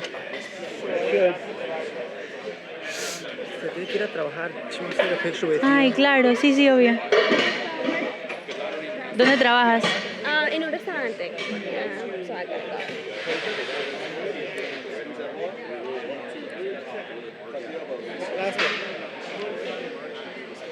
Awesome. Bueno, gracias por venir. Me encantó conocerte. Chao.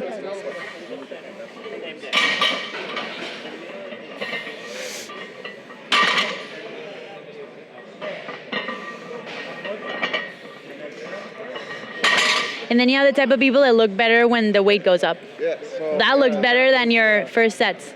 Way better. It's doing a lot to the inside. I don't know if that's good. Because I'm not used to it. Okay. It's usually I think it's the weight when, like you said, as the weight gets heavier, people their form just changes. Yeah, it forces you into a different position. It's crazy. But it's all due to a warm-up too. The warm-up, even myself, I'll warm up and then I notice that once I get heavier, I'm like, oh, good. Like even at Super League. It's true. How did you do Super League, by the way? In the power, I ranked 4th. I did. Was it by teams again?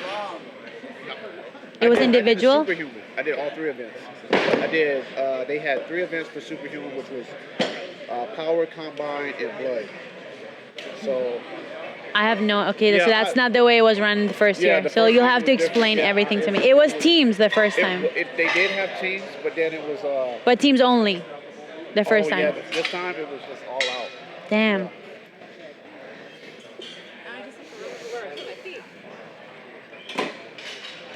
Use those lines on the bar to guide you, so you can remember where to put them every time.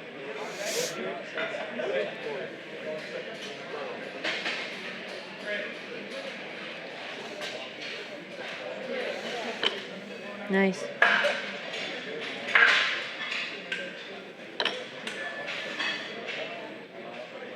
Good. Bring your hips into the bar faster. As that bar is passing your knee, I want your hips in. Good. So think about it. Hips in, hips in, hips in. Good. You gotta minimize that gap in between where the bar is when the bar is passing your knee and the top of the thigh. The faster you can get that hip through, the better it's gonna be. See if I do the little push thing.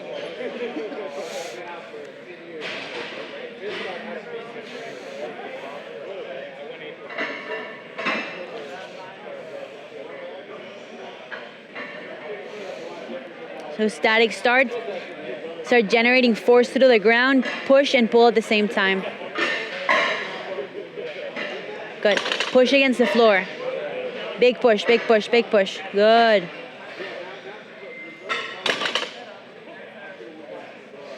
Nice. There you go. Is that better? Yeah, a lot better. Don't be sloppy at the top. Okay. Try to maintain your positions better. Stay stiff, lock out, and come down.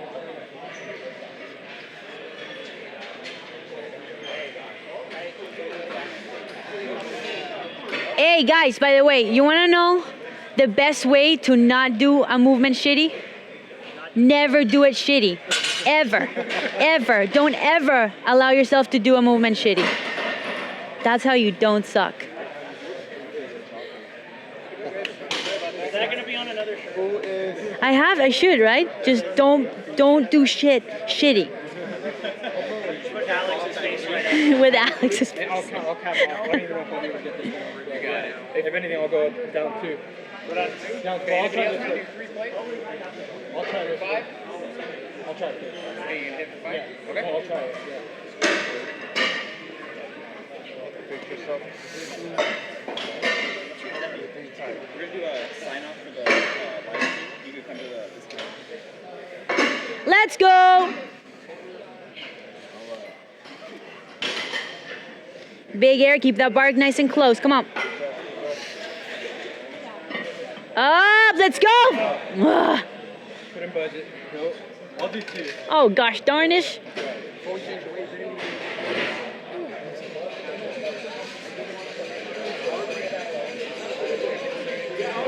Where are we going? Yeah, we're done with front lines.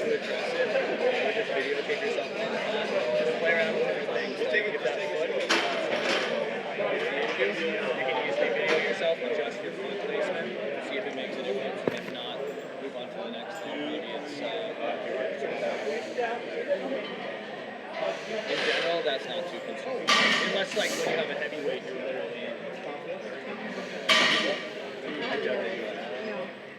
we're gonna sign off for the live. Oh yeah. How'd you do? Good, you? Good. It was fun.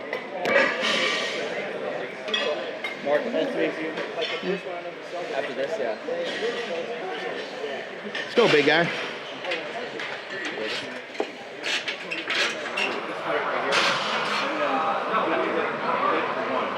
Yeah, legit. Hurt. You what? Legit, that hurt. That one go a little lower. Yeah. Good. Push. Couple more reps. Really push with your legs. Push hard. Push. One more. Moves well. I look good. He's my friend. How'd that feel? I feel good? Why did you give me this? Just, I mean, the only thing with your breath is like, you want to just make sure you take a breath on every rep. A lot of times you're going to breathe out as you're going through the exertion part of the lift. So on a bench press, you might breathe out as you're pushing. In a squat, kind of same thing as you're coming up. Deadlift. A deadlift, you might want to actually kind of hold your breath until it's almost completely finished. You know, as you get towards the top, you might want to breathe out or give it a kaya at the end kind of thing. But yeah, you want to keep your stomach tight and just always try to make sure you're not trying to take air into like your head or your face and bearing down and getting a lot of pressure on your eyes. And you want to take that air into your stomach and not your chest or your head. All right, awesome. Perfect. Thanks. All right, Biggs. Thank you. Where do you guys want us? Up here? Yeah, all 3 of you are going to stand. Just, we'll sign up for signing up for bodybuilding.com.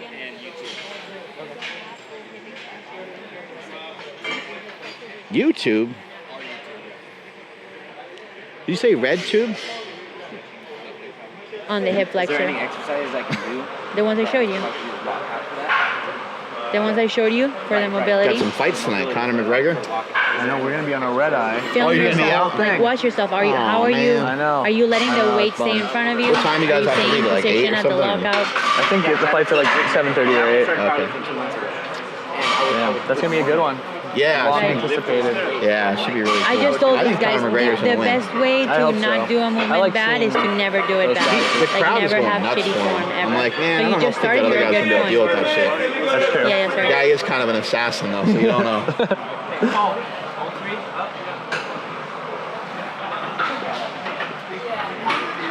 Look at how he stands, always trying to angle everyone. He's just like, What's up, everybody? We had a great time showing you guys how to squat, how to bench, how to deadlift. Appreciate bodybuilding.com letting us steal some of their social media for the day. Hayden and Steph, what are some things that you saw with some of the people you guys worked with today? I was really surprised that first there weren't a lot of people who compete in powerlifting that came here. That was surprising. I'm pumped. I'm hyped that a lot of people who are new to the sport are here and are willing to learn and are eager. And as far as the sumo deadlift goes, I found that not a lot of people sumo deadlift, and a lot of people claim that it's easier. So I'm confused as to why there's only like 2 internet. people per group doing sumo deadlift. I thought a lot of people were going to have a lot worse technique. I was really surprised. I was hoping someone was You going to don't come believe in people. with terrible technique and I'd be able to pick apart the squat. But everyone moved pretty well and everyone was super athletic and passionate and motivated. So it was a lot of fun to work with them. Cool. One of the things I saw from a lot of people is that they're really eager to learn, which is always great. People were fired up and excited to learn. One thing I did notice is some people had some question about getting their air and taking a breath. And for somebody that deadlifts like 87 times her body weight, how do you get your air and how is somebody supposed to breathe on a big heavy lift? Yeah, so bracing is a big point of contention. It's an important part of the lift that not a lot of people address because I don't know, it's not sexy. It's not something you want to talk about a lot. But when it comes to any lift, whether that's a squat, a bench, or a deadlift, being able to brace and generate enough intra-abdominal pressure and control your diaphragm and your abdominal muscles so that you can have a stiff and solid torso from which your extremities can move is extremely important. So personally, and the way that I teach everyone to do it is at the top of the lift, for the squat at least, you take a deep breath in and you kind of expand your abs outwards into your belt or just outwards, and then hold that breath in, and then you do your squat, you come up, and then you let the air out. So you want to maintain that pressure in for the entire duration of the lift.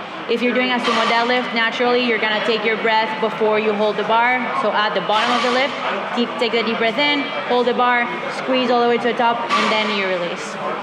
All right, we're signing off. Strength is never weakness. Weakness is never strength. Thank you guys so much for following along. Catch you all later. Can I get a photo? Yeah.